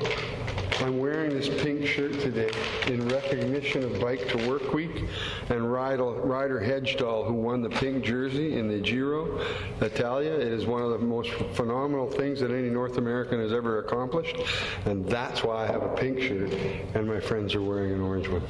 Point of personal privilege. Thank you. Well, then I won't even go with asking you if you really did forget your orange shirt. But anyway, that was a very, very credible response, and we're proud of you. So the next Dutchman. No. So into a question period. We see Councillor Taylor. Mr. Taylor. Well, he's almost a councillor. He's got his 25-year pin. You know? Fred Taylor, 204 Emery Way. I have in my head the Municipal Act, and I'm having trouble cross-referencing it to the new acts, but maybe staff could help me. I believe if there's a 6-month break in a non-conforming use of land, i.e. a rooftop sign, it's dead. Am I correct? Generally, the statement is correct in terms of the use of a property, and I would probably interpret that to extend to signs as well, if it's not. And I believe the car dealership had left the property and has been sitting empty for longer than 6 months, so the question of renewing a sign is not right. Your Worship, I'll take that under advisement. I believe the sign permit was valid and never lapsed for 6 months, but we would have to check that. Okay, Councillor Kipp, do you have a comment? Point of clarification, typically that is used in a building that I believe is not conforming. So, for example, you had an office in a building and it wasn't a conforming use. If that office was out of that building for over a period of 6 months, then that use would be not permitted, but the normal uses of the zoning would be permitted. The city's been in court before, and you've had record of it from an individual here in a rezoning on 3rd Street an argument of use of every lot in that. That's how the city won. Just on the Ranga property on 3rd Street. Yeah. And the city did win that. So it was use of land as well. Okay, thank you. Okay, thank you, sir. We can advertise the car dealership. Ron Boland, 3165 King Richard Drive. I wasn't planning on speaking this evening, but something took me a bit aback. I've been concerned for some time about the time available to anybody to go through the, including yourselves, to go through an agenda and the reports that are attached to it. Tonight it came up that it seemed for some councillors to be a legitimate defense for someone to come to this meeting and say that they hadn't read the agenda. Is this a legitimate complaint? Because if it is, you may find many citizens coming in who say a day and a half from Thursday afternoon, skipping the weekend to Monday, is not sufficient time to go through an agenda, read the reports, and understand, comprehend what's going on. But now to hear that used as a defense tonight is... It's a valid point, but I think this particular issue dealt with the specific fact that there was a police report that the individual hadn't had the opportunity to see. So I think it was somewhat unique. He had the same opportunity that any citizen has Thursday afternoon to go on the internet and get the agenda with the reports. And possibly he should have. I don't disagree. So he should have. And I find it hard to believe that that could be even considered a defense if every citizen in this town is going to be held to that kind of standard. Lots of things go on here that people haven't read the agenda and don't know about. Does that mean that you shouldn't act? I don't know. I really think what it means is you should have an agenda out at least a week ahead of time. But that's my... Yeah, that's difficult too, because certain messages, it's difficult enough to get it out on the late Thursday afternoon for the Monday meeting, and to do it a week in advance, I think would be a real challenge, because a lot of issues arrive quite late. I don't know, but I've had a number of management courses. They always told me that if somebody came in at the last minute, it was their problem, and you don't need to make it yours. Well, valid point. Thank you, sir. Thank you. Okay, so I see no further... Yes, and is there a seconder? We stand adjourned. Thank you very much. No, on that.